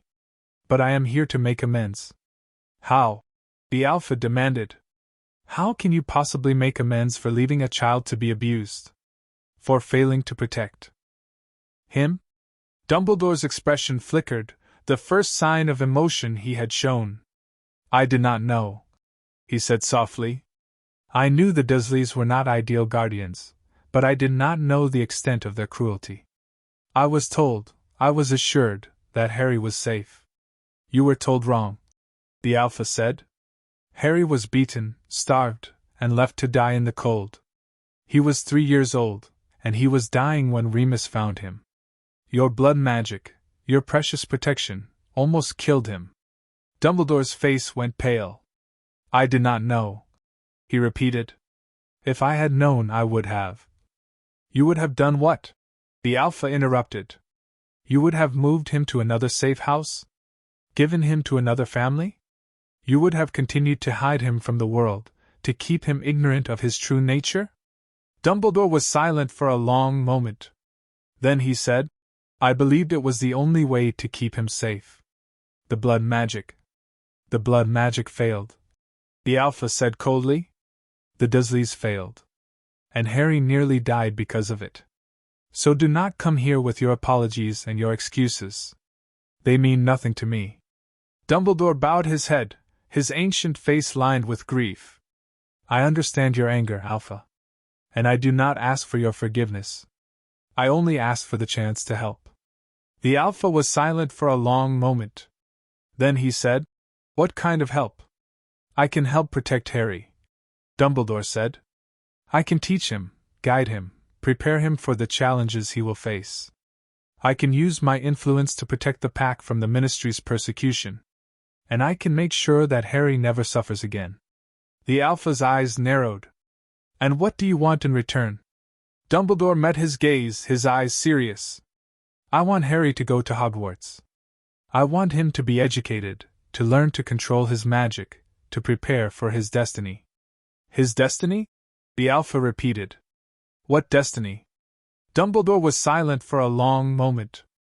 Then he said, "Harry is the only one who can defeat Voldemort.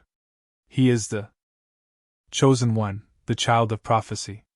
And if he is to survive, he must be trained." The Alpha's expression shifted, a flicker of surprise in his ancient eyes. "The prophecy? You believe in the prophecy?" "I believe that Voldemort will return," Dumbledore said. "And I believe that Harry is the only one who can stop him. But he cannot do it alone. He needs help. He needs training. And he needs to be prepared." Harry was brought to the meeting. He walked into the cottage, his green eyes fixed on Dumbledore, his expression guarded. Sirius was beside him, his hand on Harry's shoulder, ready to protect him if necessary. "Hello, Harry," Dumbledore said, his voice gentle. "I am Albus Dumbledore. I was a friend of your parents." Harry stared at him, his gaze steady. "I know who you are. You're the one who left me with the Dursleys." Dumbledore's expression flickered with pain. "Yes," he said softly.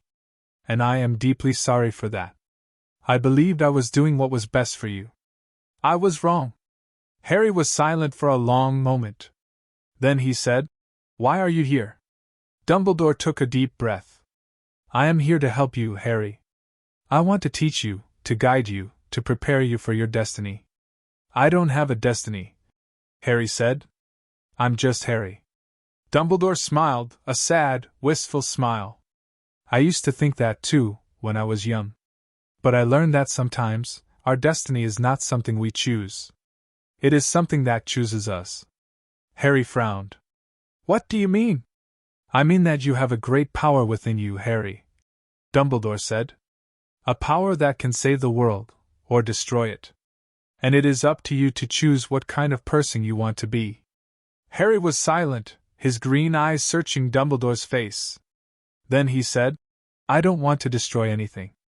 I just want to protect my family." Dumbledore nodded slowly. "Then that is what you will do. You will protect your family, your pack, your friends. And you will become the hero that the world needs." The Alpha agreed to let Dumbledore stay. He would teach Harry, guide him, prepare him for the challenges ahead. He would also use his influence to protect the pack from the Ministry's persecution. But the Alpha made one thing clear: Harry was a child of the Moon Clans, and he would always be a child of the Moon Clans. No wizard, no matter how powerful, would take that away from him. I understand, Dumbledore said. Harry will always be a part of the pack. And I will do everything in my power to protect him and his family. The Alpha nodded slowly. Then we have an agreement. The weeks that followed were strange and difficult. Dumbledore was a constant presence in the settlement, his ancient eyes watching everything, his calm voice offering advice and guidance. He taught Harry about magic, about history, about the prophecy that bound him to Voldemort. But Harry was wary of him. He had been hurt by adults before, betrayed by those who should have protected him. He didn't trust Dumbledore, not completely. He's hiding something, Harry confided to Sirius. I can feel it. He's not telling me everything. Sirius was not surprised. Dumbledore was a master of secrets, a manipulator who believed that the ends justified the means. But he also believed that Dumbledore genuinely cared about Harry. Just be careful, Sirius said. Trust your instincts. If something feels wrong, talk to me. I'll always be here for you. Harry nodded, hugging him tightly. I know, Sirius. You're the only one I trust completely. Sirius hugged him back, his heart filled with love and protectiveness. I'll always be here for you, Harry. No matter what. Dumbledore's presence also brought danger. The Ministry had not given up their pursuit of the pack. They had agents everywhere, spies who reported to them on the movements of the werewolves. And Dumbledore's arrival had not gone unnoticed. They know he's here, the Alpha said, his voice grim. The Ministry is watching us even more closely now. What do we do? Remus asked. We stay strong, the Alpha said. We protect each other. And we prepare for the worst. The pack went on high alert, their defenses strengthened, their patrols increased. They knew that an attack could come at any time, and they were determined to be ready. The attack came on the night of the full moon. It was the perfect night for an attack. The werewolves would be transformed, their human minds clouded by their wolf instincts. The Ministry had brought everything they had, determined to destroy the pack once and for all. But the pack was ready. Harry had seen the attack coming through his connection to the moon. He had warned the Alpha, and the Alpha had prepared the pack. They were waiting when the Ministry forces arrived. The battle was the fiercest yet. The werewolves fought with a ferocity that surprised even them, their teeth and claws finding flesh and bone. The Ministry forces fought back with equal ferocity, their wands blazing, their spells cutting through the darkness. Sirius was in the thick of it again, his wand blazing, his animagus form shifting. He fought side by side with Remus, their bond stronger than ever.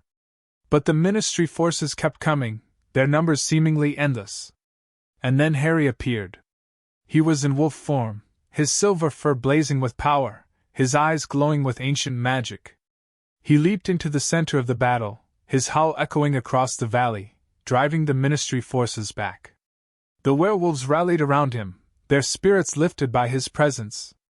They fought with renewed vigor, their enemies falling before them. And then it was over. The Ministry forces fled, their tails between their legs, their mission failed. The pack howled their triumph, their voices raised in celebration. But the victory was costly. Many wolves had been injured, and several had been killed. The settlement was in ruins, the cottages destroyed, the wards broken. We can't keep doing this, Sirius said, his voice heavy with exhaustion.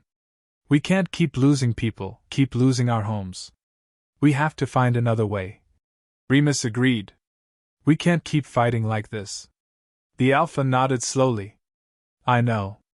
But we have no choice. The Ministry will not stop until we are all dead. Dumbledore stepped forward, his face grave. There is another way, he said. I can help you. I can use my influence to protect the pack, to negotiate with the Ministry, to stop the persecution. The Alpha looked at him, his ancient eyes filled with suspicion. And why would you help us? What do you want in return? Dumbledore met his gaze, his eyes serious. I want Harry to be safe. I want him to have a future, a life, a chance to be happy. And I want to make amends for my failures. The Alpha was silent for a long moment. Then he said, "We will accept your help. But if you betray us—" "I will not betray you," Dumbledore said. "I promise." The pack began to rebuild. They worked tirelessly, their hands scarred and calloused, their hearts heavy with grief. But they also had hope. Dumbledore had promised to protect them, to negotiate with the Ministry, to end the persecution. Harry worked with them, his small body strong despite his youth. He had been through so much, but he had never given up. He had always kept fighting, always kept hoping. "I'm going to save us," he said to Sirius, his green eyes blazing with determination. "I'm going to find a way to end this war. I promise." Sirius looked at him, at the child who had been through so much, and still had hope. "I believe you, Harry. I believe in you." Harry smiled, his face bright with determination. "We're going to win. I know we are." Sirius hugged him tightly, his heart filled with love and pride. "Yes," he said. "We are." End of chapter 10. Thank you.